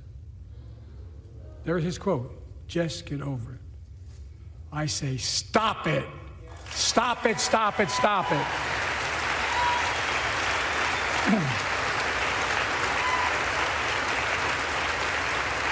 I'm proud we beat the NRA when I signed the most significant gun safety law in nearly 30 years because of this Congress. We now must beat the NRA again. I'm demanding a ban on assault weapons and high-capacity magazines. Pass universal background checks. None of this. I taught the Second Amendment for 12 years. None of this violates the Second Amendment or vilifies responsible gun owners. You know, as we manage challenges at home, we're also managing crises abroad, including in the Middle East. I know the last 5 months have been gut-wrenching for so many people, for the Israeli people, for the Palestinian people, and so many here in America. This crisis began on October 7th with a massacre by a terrorist group called Hamas, as you all know. 1,200 innocent people, women and girls, men and boys, slaughtered after enduring sexual violence.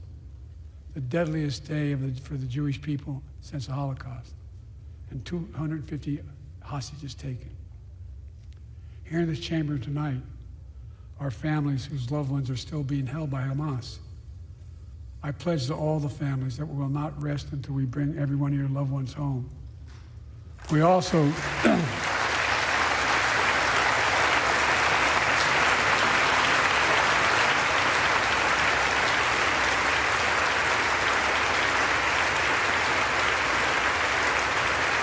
we will also work around the clock to bring home Evan and Paul, Americans being unjustly detained by the Russians and others around the world.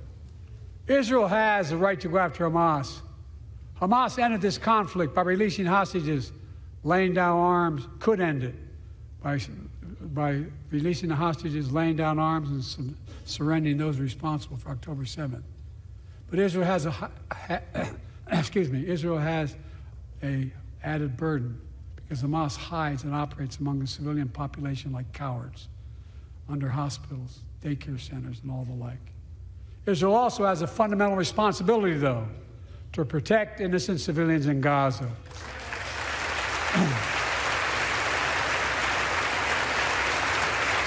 This war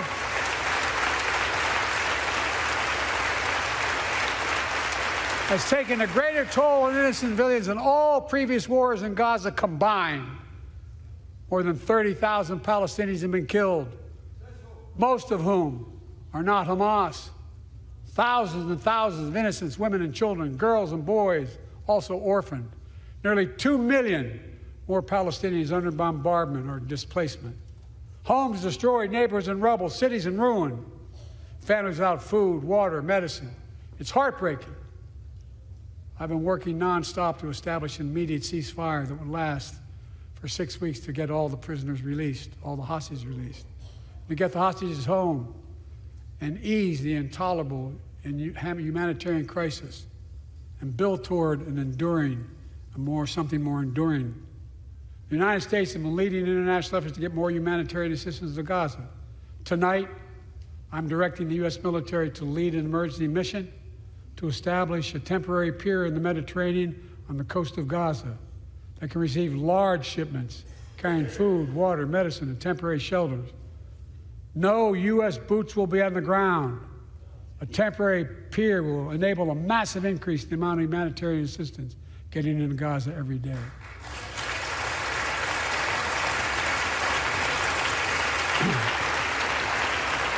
And Israel must do its part.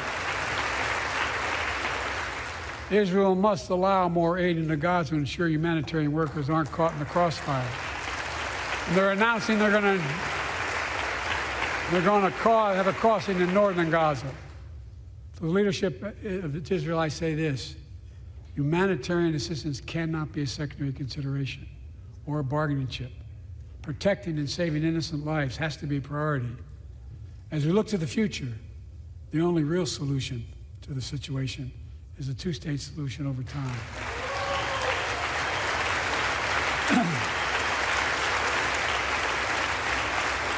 And I say this as a lifelong supporter of Israel. My entire career, no one has a stronger record with Israel than I do. I challenge any of you here. I'm the only American president of Israel in wartime. But there is no other path that guarantees Israel's security and democracy. There is no other path that guarantees Palestinians can live in peace with peace and dignity. And there's no other path that guarantees peace between Israel and all of its neighbors, including Saudi Arabia, with whom I'm talking. Creating stability in the Middle East also means containing the threat posed by Iran. That's why I built a coalition of more than a dozen countries to defend international shipping and freedom of navigation in the Red Sea. I've ordered strikes to degrade the Houthi capability and defend U.S. forces in the region. As Commander-in-Chief, I will not hesitate.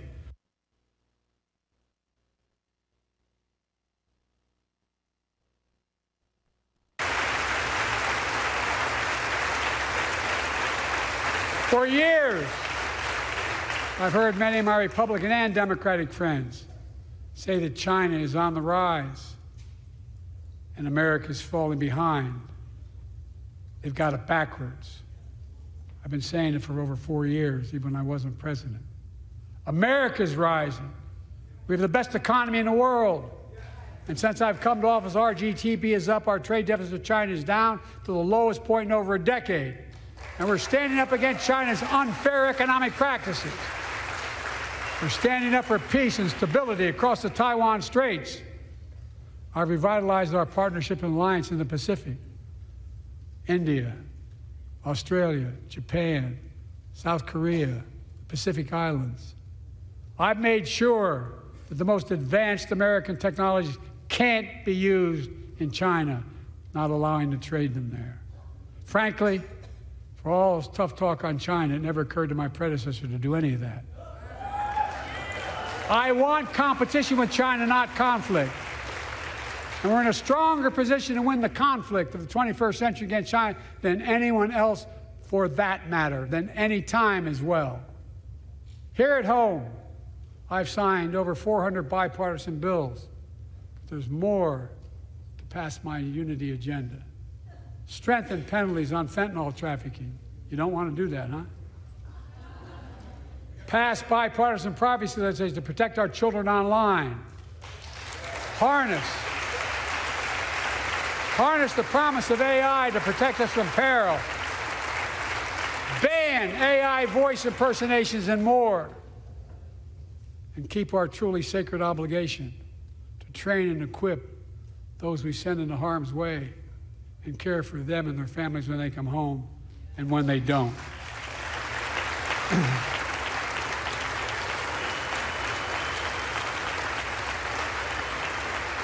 That's why the song Support and Help of Dennis and the VA, I signed the PACT Act.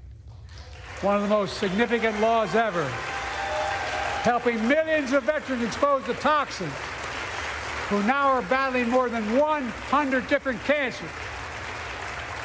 Many of them don't come home, but we owe them and their families support. We owe it to ourselves to keep supporting our new health research agency called ARPA-H. And remind us that we can do big things, like end cancer as we know it, and we will.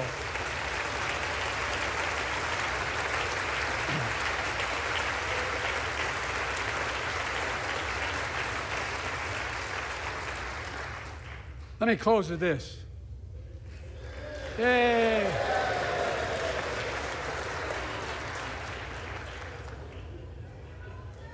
I know you don't want to hear any more, Lindsay, but I got to say a few more things.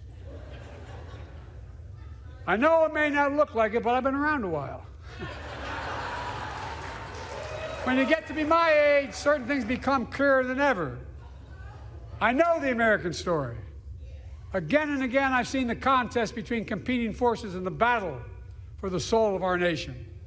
Between those who want to pull America back to the past and those who want to move America into the future.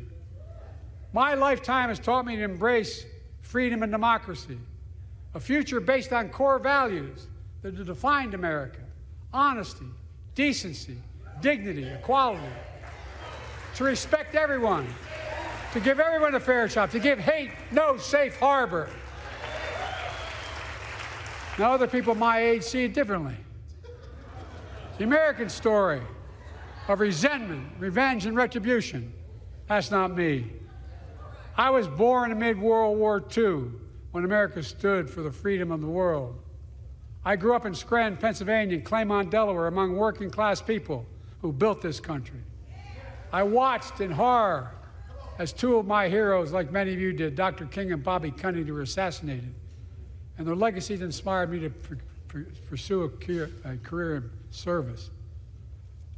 I left the law firm and became a public defender because my city of Wilmington was the only city in America occupied by the National Guard after Dr. King was assassinated because of the riots. And I became a county councilman almost by accident.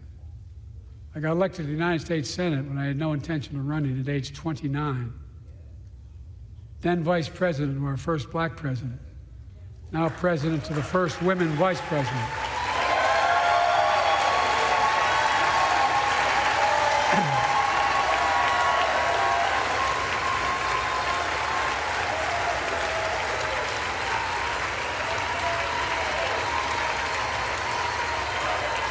In my career, I've been told I was too young. By the way, they didn't let me on the Senate elevators for votes sometimes. Not a joke. And I've been told I'm too old. Whether young or old, I've always known what endures. I've known our North Star. The very idea of America is that we're all created equal, and deserves to be treated equally throughout our lives. We've never fully lived up to that idea, but we've never walked away from it either. And I won't walk away from it now. I'm optimistic. I really am. I'm optimistic, Nancy.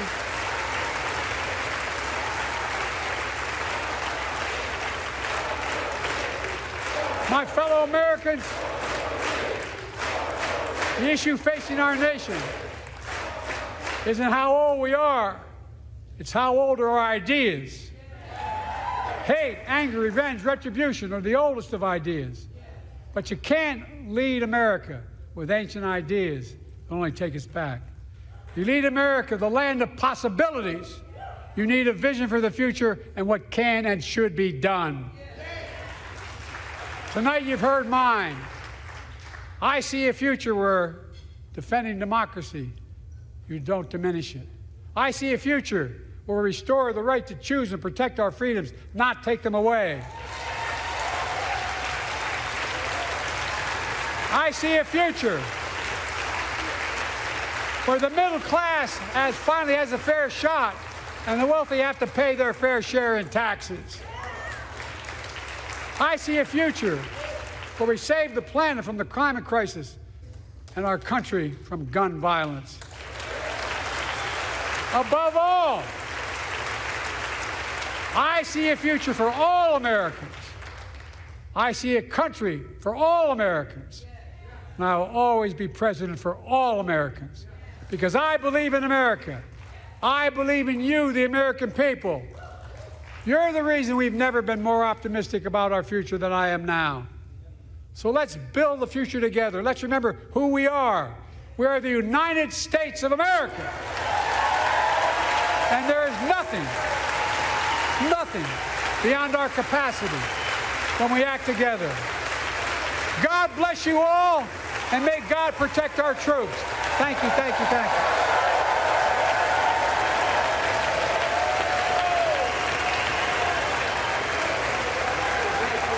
All right, well, President Joe Biden has wrapped the 2024 State of the Union address, and it was his longest State of the Union address in his presidential history. Last year in 2023 was 1 hour and 13 minutes. This one clocking in about 1:17. So just a few minutes over that. The first two were a little over an hour each. And the chief of staff for Joe Biden had remarked to Politico earlier today that you would see an enthusiastic president. Well, I'm not sure if enthusiasm was really the tenor that Joe Biden struck. A lot of people online on social media that were commenting, the key word seemed to be angry. He seemed very, very angry. And of course, the first, when invoking that line first, that the State of the Union is strong, banging the table, it seemed that he was trying to convince the American people. But interestingly, a couple of takeaways here, of course. He started out a little bit lighthearted by suggesting that if he was smart, he'd just simply go home now.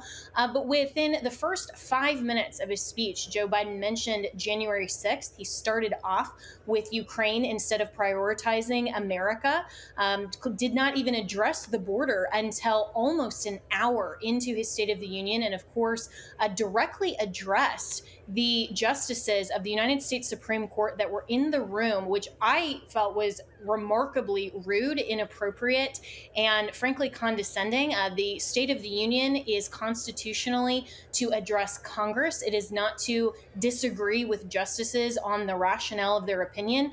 That was very politically divisive. It was disrespectful to the sitting justices.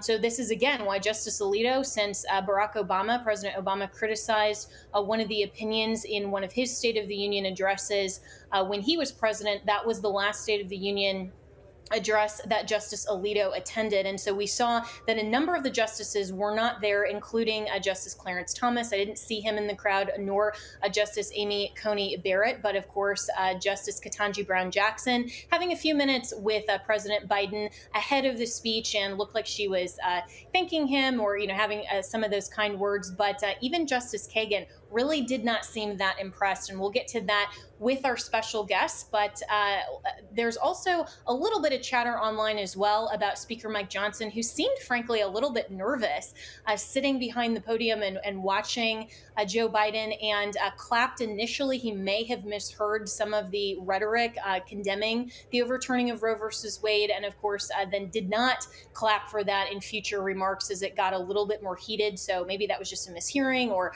something that he was trying to be polite. There were a number of reports that ahead of the State of the Union tonight, Speaker Johnson did meet with GOP leaders, asked them to refrain from some of the divisive catcalls and some of those other things that we observed last year, particularly from some of the more firebrand members of the GOP conference. But overall, this really didn't strike a tone from truly bringing unity. But of course, we don't expect that from Joe Biden. We expected more of a campaign style speech, which this was, which again is more like the modern approach to the State of the Union that is very misplaced. He did refer to his political opponent, Donald Trump, but not by name. He only referred to him as the former president or my predecessor. Joe Biden has been in office for almost 4 years, so I'm not really sure that he can blame anything at this point on his predecessor, but he continued to do that and just blatantly lie about the State of the Union and what's actually happening on the border, some of those things. But let's bring in some of our panelists that are standing by with some great reaction.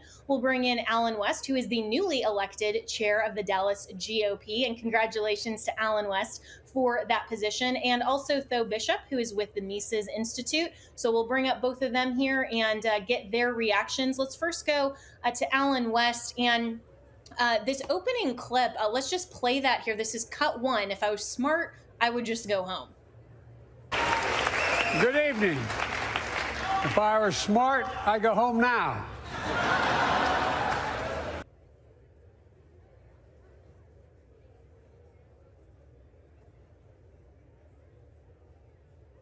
Out the State of the Union, but it got really divisive and angry really quickly after that. So your thoughts overall on this 2024 State of the Union address?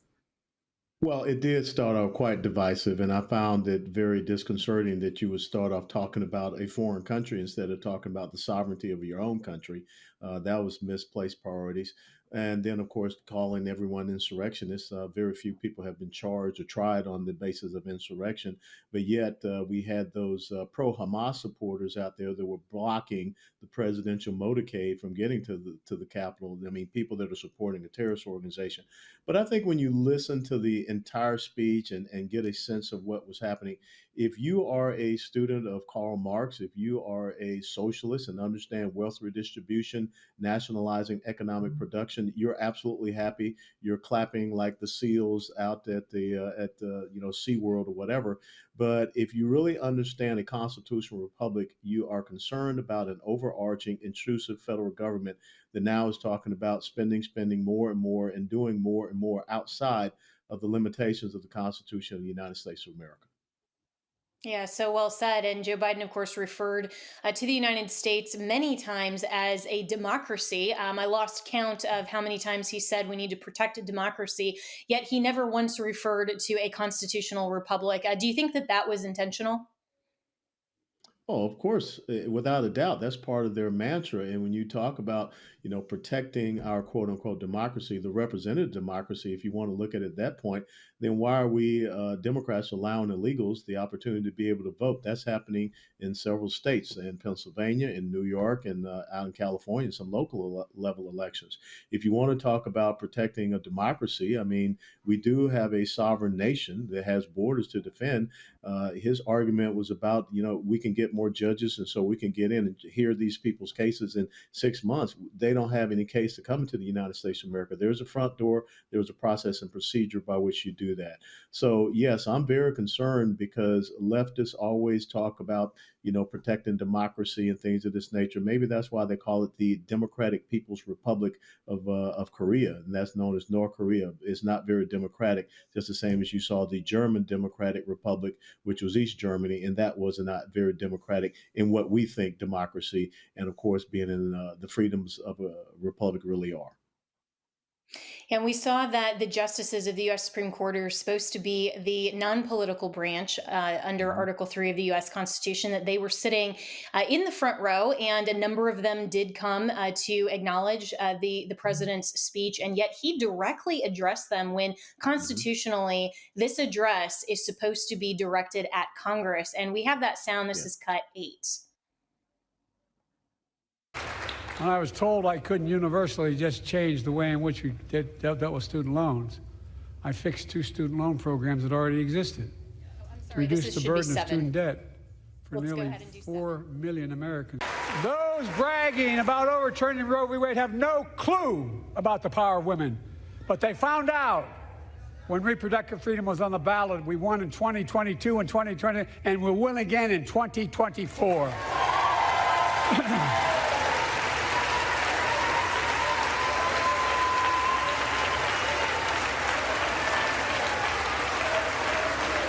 If you, the American people, send me a Congress that supports the right to choose, I promise you, I'll restore Roe v. Wade as the law of the land again.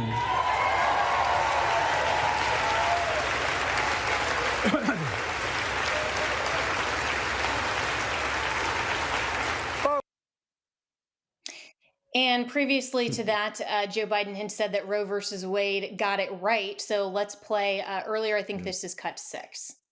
Most Americans, I believe Roe v. Wade got it right. I thank Vice President Harris for being an incredible leader, defending reproductive freedom, and so much more.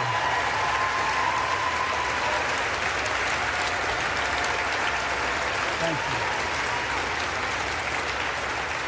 My predecessor came to office determined to see Roe v. Wade overturned. He's the reason it was overturned, and he brags about it. Look at the chaos that has resulted. So, Alan West, I mean, this was just wholly inappropriate that he was addressing the justices directly in this manner for their decision, the majority opinion in Dobbs, even though a few of those justices that were sitting there did not take part in the majority opinion. Your thoughts on that?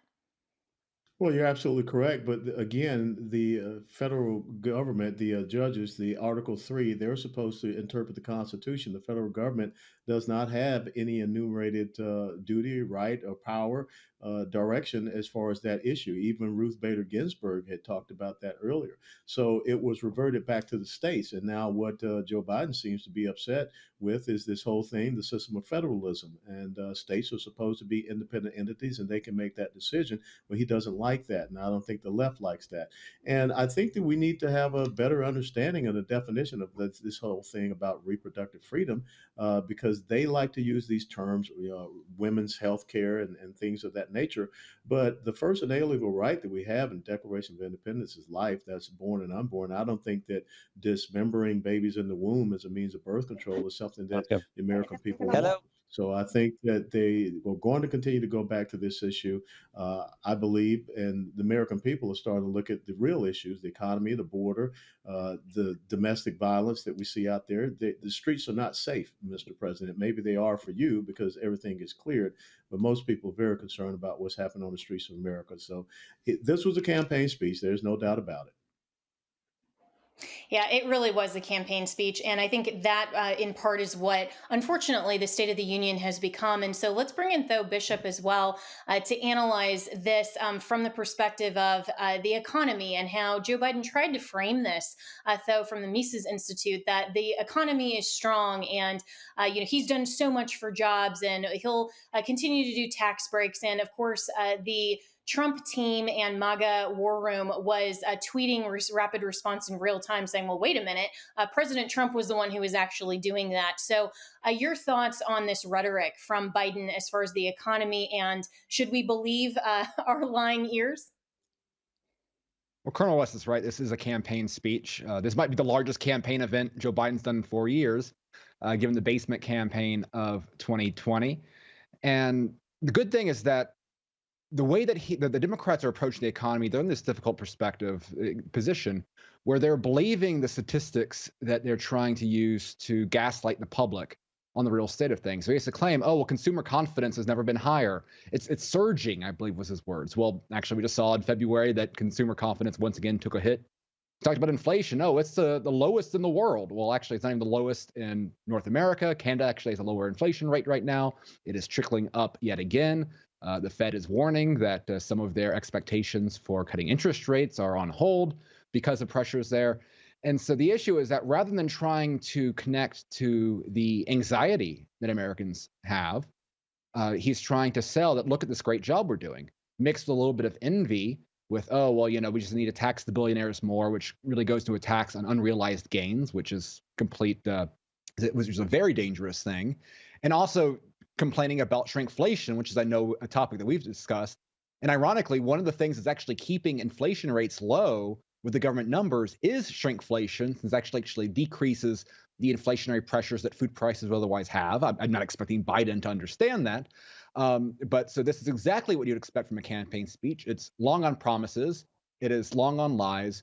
But unfortunately, and of course, the national debt not once really addressed. Some conversations about the deficit reduction, which, again, we haven't reduced spending down to post-COVID levels yet. So again, it is exactly what you expect within the absurdity of the State of the Union. I hope that this is becoming a less important event. I saw a lot of people on social media talking about not watching it because all it is a campaign spectacle. And the Democrats, to their credit, they were very synchronized, very coordinated. They played their parts well. If anything, I wish you would have seen more opposition from the Republicans during, rather than taking the cordial tone. They should have responded, I think, in kind, taking this event for what it really has become. Yeah, well, and speaking of the GOP response at Tho Bishop, if our panel can stay standing by, let's bring in Representative Jim Jordan, who was one of those members of the GOP. And that's actually a great place to start. Jim Jordan, was this because the Speaker Johnson had indicated to the GOP conference to be a little more respectful than last year? No, I mean, it's the State of the Union, needs the President of the United States. But the first thing I would say is it's Laken Riley, not Lincoln Riley. Let's get that right. For goodness sake, this is a young girl whose life was taken because of Biden's border policies, or lack of a real border policy. And then, I mean, for me, Jenna, he was 18 minutes late getting there. It took him 10 minutes to walk down the aisle. And what's the first thing he talks about? A foreign country. He talks about Ukraine. I mean, where's the issues that really matter to the American people? The inflation that's driving the cost up of everything. The fact that we don't have a border. We have a completely unsecured border. The fact that we went from $2 gas under President Trump to $4 gas. Where's the real focus on the issue? So that, to me, just set the tone for the entire evening. Yeah, I could not agree more. And I thought it was actually very disrespectful to the American people to pretend that the State of the Union is strong and to pound his fist on the table when Americans are suffering, not only on the border, of course, Laken Riley's whole entire family. And we've seen the disaster that has been Biden's lack of security. And yet he kicked it to you in Congress to say that if Congress gives him a border bill, he'll sign it. What did you make of that when reports have said, and this FOIA has announced that he has admitted that he's the one flying 350,000 illegals to unknown destinations in America? 8 million migrants have come into the country in 3 years and 47 days of Joe Biden being the president. We're on pace to hit 12 million migrants coming in the country, all because of his policies, his decisions that he willfully, intentionally, deliberately put in place. Don't try to blame it on someone else, President Biden. You caused this. In fact, in the debate in the 2020 campaign, Joe Biden was asked about the border, and he says he wanted migrants to surge to the border. That was a direct quote. And guess what? They took him up on his offer. He caused it, and he told us he was going to cause it clear back in 2020 before he ever got to the Oval Office. So the idea that now somehow it's Republicans' fault is just ridiculous. And oh, by the way, we did pass legislation that would help with this situation. We passed it a year ago, and Chuck Schumer hasn't brought it up. Yeah, it's just full of lies and campaign rhetoric, and unfortunately, this is the modern State of the Union. What did you make of what I thought was a very terrible moment in presidential history of the State of the Union addresses when Joe Biden addressed the justices who were sitting there directly and basically condemned them for the majority opinion in Dobbs that overturned Roe versus Wade? I thought that was incredibly disrespectful. And even Justice Kagan, who's of course part of the left wing on the bench, she did not seem impressed and actually seemed a little bit disgusted, if I could read her face correctly. Yeah, it reminded me of several years ago when President Obama did the same thing after the decision on Citizens United and during a State of the Union. I think he actually then called out Justice Alito specifically. So kind of reminded me of that. We have separate and equal branches of government. It is a hallmark of our government system, the best, the greatest ever in human history, the checks and balances that are designed to protect Americans' liberties and protect fundamental rights. So, yeah, I didn't think that's appropriate either. And last question for you, and I so appreciate your time, Representative Jim Jordan, and thank you so much for the work that you do for conservative values and the Constitution on Capitol Hill. Where do we go from here? I mean, the Speaker Johnson has continued to say the impeachment inquiry into Joe Biden is open and will follow where the evidence leads, the rule of law. Mayorkas's impeachment is still pending. There was no mention from Joe Biden, of course, on any of those counts at all. He did mention my predecessor, former President Trump, not by name. So where does the GOP Congress go from here?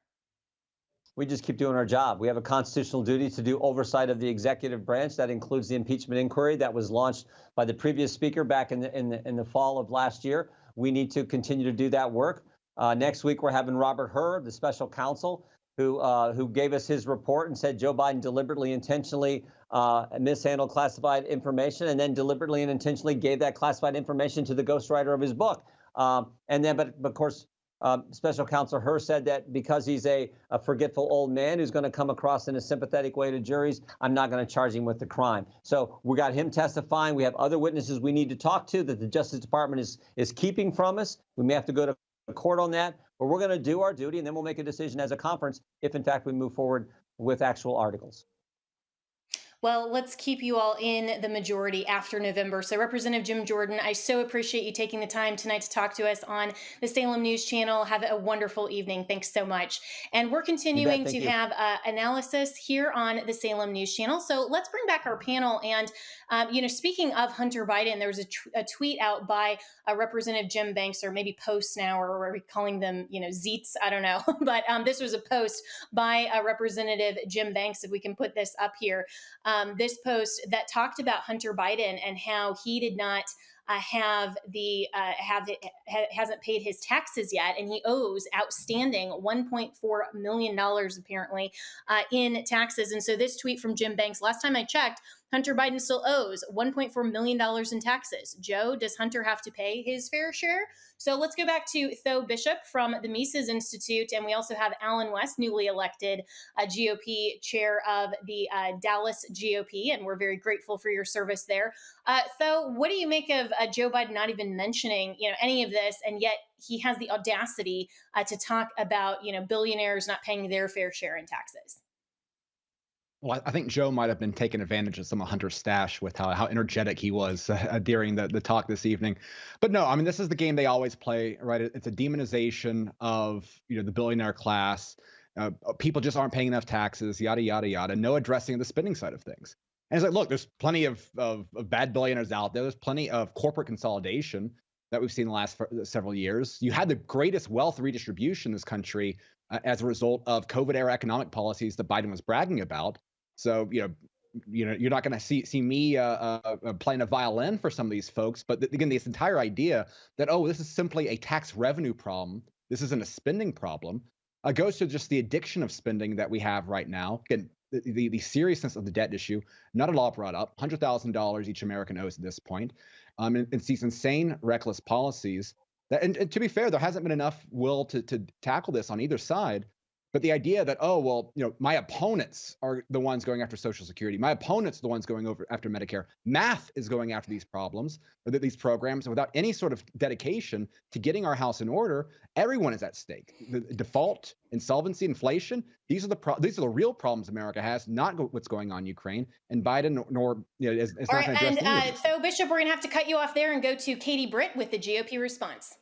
For God's guidance. And many nights, to be honest, it's where Wesley and I worry. I know we're not alone. And so tonight, the American family needs to have a tough conversation, because the truth is, we're all worried about the future of our nation. The country we know and love seems to be slipping away, and it feels like the next generation will have fewer opportunities and less freedoms than we did. I worry my own children may not even get a shot at living their American dreams. My American dream allowed me, the daughter of two small business owners from rural Enterprise, Alabama, to be elected to the United States Senate at the age of 40. Growing up, sweeping the floor at my dad's hardware store and cleaning the bathroom at my mom's dance studio, I never could have imagined what my story would entail. To think about what the American dream can do across just one generation, in just one lifetime, it's truly breathtaking. But right now, the American dream has turned into a nightmare for so many families. The true, unvarnished state of our union begins and ends with this. Our families are hurting. Our country can do better. And you don't have to look any further than the crisis at our southern border to see it. President Biden inherited the most secure border of all time. But minutes after taking office, he suspended all deportations, he halted construction of the border wall, and he announced a plan to give amnesty to millions. We know that President Biden didn't just create this border crisis, he invited it with 94 executive actions in his first 100 days. When I took office, I took a different approach. I traveled to the Del Rio sector of Texas. That's where I spoke to a woman who shared her story with me. She had been sex trafficked by the cartels starting at the age of 12.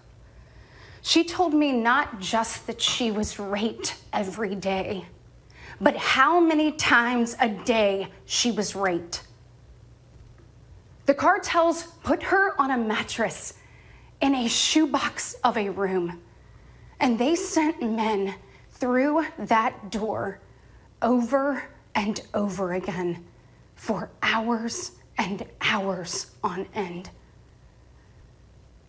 We wouldn't be okay with this happening in a third world country. This is the United States of America, and it is past time, in my opinion, that we start acting like it.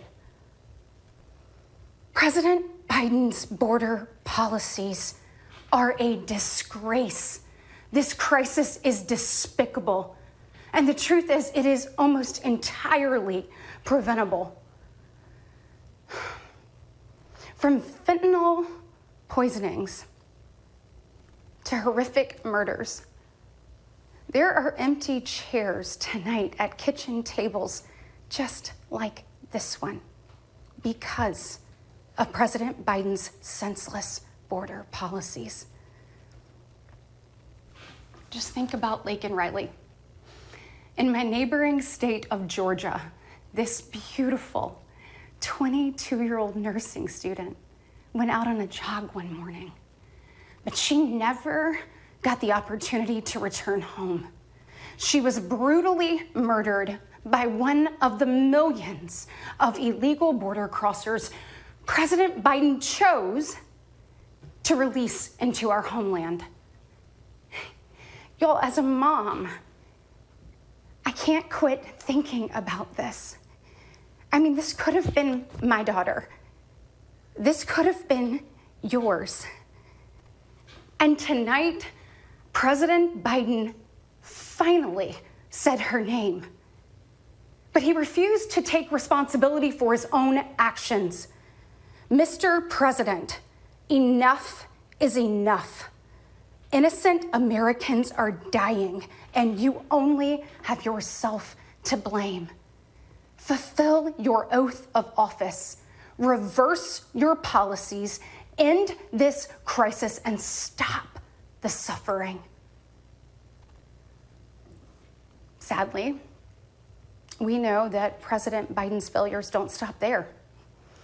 His reckless spending dug our economy into a hole and sent the cost of living through the roof.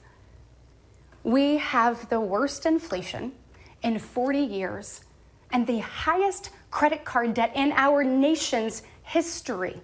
Let that sink in. Hardworking families are struggling to make ends meet today.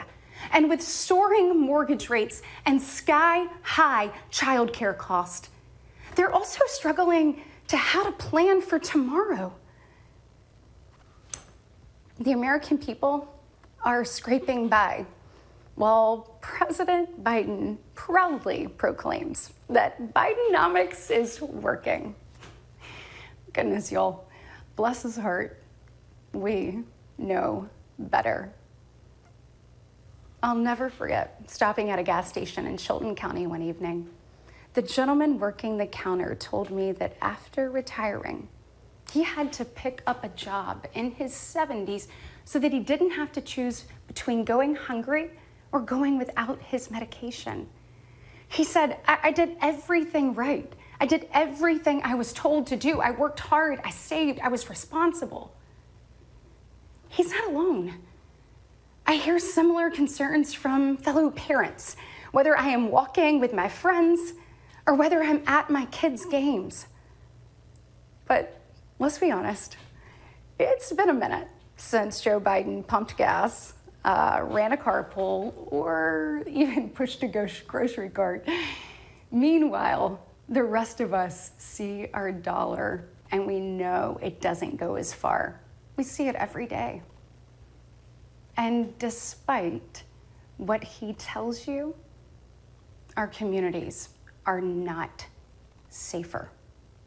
For years, the left has coddled criminals and defunded the police, all while letting repeat offenders walk free. The result is tragic, but foreseeable. From our small towns to America's most iconic city streets, life is getting more and more dangerous. And unfortunately, President Biden's weakness isn't just hurting families here at home. He is making us a punchline on the world stage. Look, where I'm from, your word is your bond. But for 3 years, the president has demonstrated that America's word doesn't mean what it used to. From abandoning our allies in his disastrous withdrawal from Afghanistan to desperately pushing another dangerous deal with Iran, President Biden has failed. We've become a nation in retreat, and the enemies of freedom, they see an opportunity. Putin's brutal aggression in Europe has put our allies on the brink. Iran's terrorist proxies have slaughtered Israeli, Jews, and American citizens. They've targeted commercial shipping, and they've attacked our troops nearly 200 times since October, killing 3 U.S. soldiers and 2 Navy SEALs. Meanwhile, the Chinese Communist Party is undercutting America's workers. China is buying up our farmland, spying on our military installations, and spreading propaganda through the likes of TikTok. You see, the CCP knows that if it conquers the minds of our next generation, it conquers America.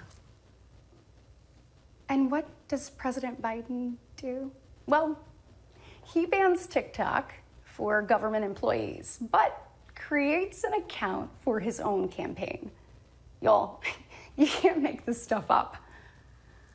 Look, we all recall when presidents faced national security threats with strength and resolve. That seems like ancient history. Right now, our commander-in-chief is not in command. The free world deserves better than a dithering and diminished leader. America deserves leaders who recognize that secure borders, stable prices, safe streets, and a strong defense are actually the cornerstones of a great nation. Just ask yourself, are you better off now than you were 3 years ago? There's no doubt we're at a crossroads, and it doesn't have to be this way. We all feel it. But here's the good news. We, the people, are still in the driver's seat. We get to decide whether our future will grow brighter or whether we'll settle for an America in decline. Well, I know which choice our children deserve, and I know the choice the Republican Party is fighting for. We are the party of hard-working parents and families, and we want to give you and your children the opportunities to thrive.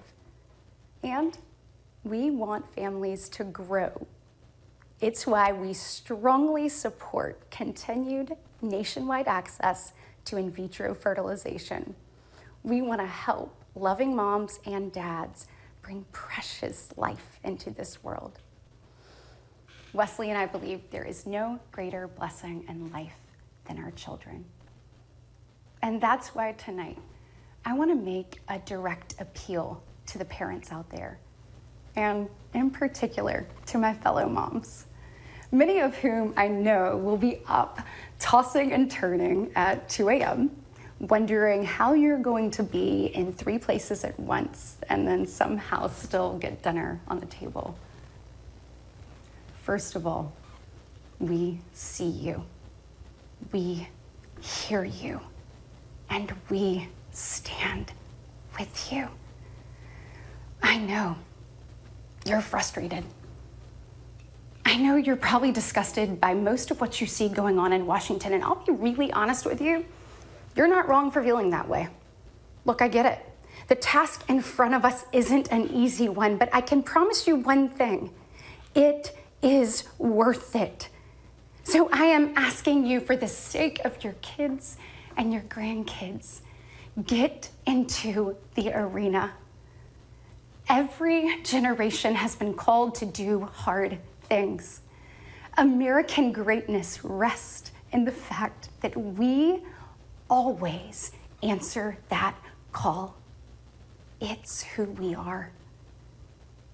Never forget, we are steeped in the blood of patriots who overthrew the most powerful empire in the world. We walk in the footsteps of pioneers who tamed the wild. We now carry forward the same flame of freedom as the liberators of an oppressed Europe. We continue to draw courage from those who bent the moral arc of the universe.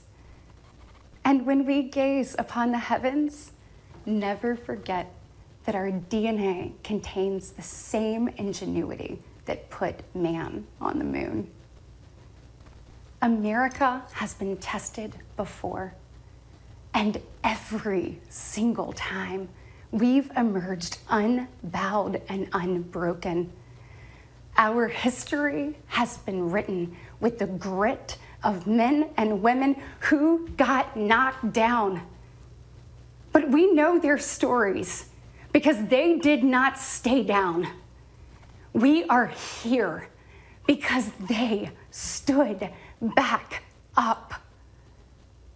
So now it's our turn, our moment to stand up and prove ourselves worthy of protecting the American dream.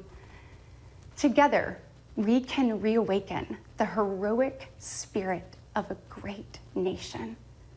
Because America, we don't just have a rendezvous with destiny. We take destiny's hand and we lead it. Our future starts around kitchen tables just like this, with moms and dads just like you. And you are why I believe with every fiber of my being that despite the current state of our union, our best days are still ahead. May God bless you, and may God continue to bless these United States of America.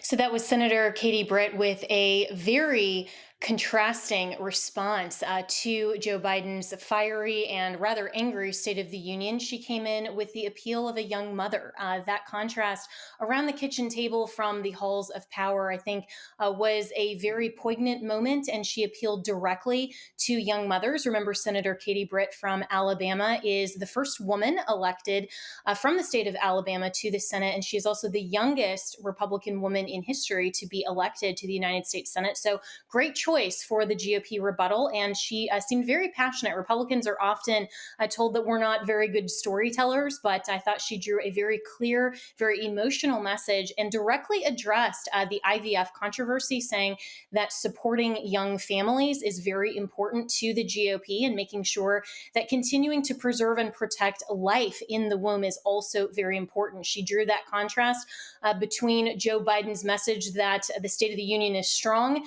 to really we are still a nation in decline. So, of course, Governor Sarah Sanders was the GOP rebuttal speech giver last year, and she drew a very sharp contrast as well from President Biden. And you're seeing that more young women are rising to contrast the Democrats and President Biden's message. And I think that imagery, especially with her just sitting around the table talking about her own family, her own young children, is probably a direct message to suburban women who, of course, President Trump is going to have to win over in terms of the demographic heading into 2024. So a little bit of politics there on the GOP side, but very powerful message from Senator Katie Britt. So thank you all so much for joining us on this special coverage and this moment in history of the 2024 State of the Union address by President Joseph R. Biden and the GOP response from Senator Katie Britt. Thanks so much to our panelists and, of course, to Representative Jim Jordan, who stopped by earlier. And continue to stay with the Salem News Channel as we join programming that is already in progress. Have a great night. Thanks for watching this special Salem News Channel presentation.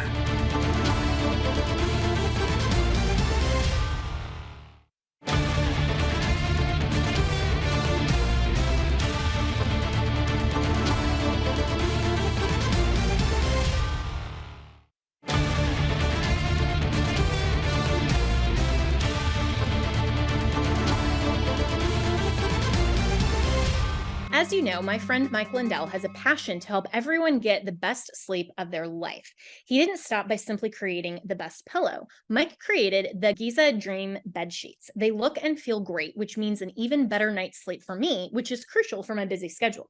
Mike found the world's best cotton. It is ultra soft and breathable, but extremely durable. Mike's Giza sheets come with a 60-day money-back guarantee and a 10-year warranty. The Giza Dream Sheets come in a variety of sizes and colors. Mike's latest incredible deal is the sale of the year. For a limited time, you will receive 50% off the Giza Dream Sheets. You will also receive a set for as low as $29.98. So go to mypillow.com, click on the radio podcast square, and use the promo code Jenna. There you will find not only this amazing offer, but also deep discounts on all MyPillow products, including the MyPillow 2.0 mattress topper, which I have and I love, the MyPillow kitchen towel sets, and now even flannel sheets and so much more. We definitely need flannel sheets for as crazy as all of this weather has been lately. So go to mypillow.com and make sure you use the promo code Jenna or call 1-800-564-8475. That's 1-800-564-8475 and use the promo code Jenna.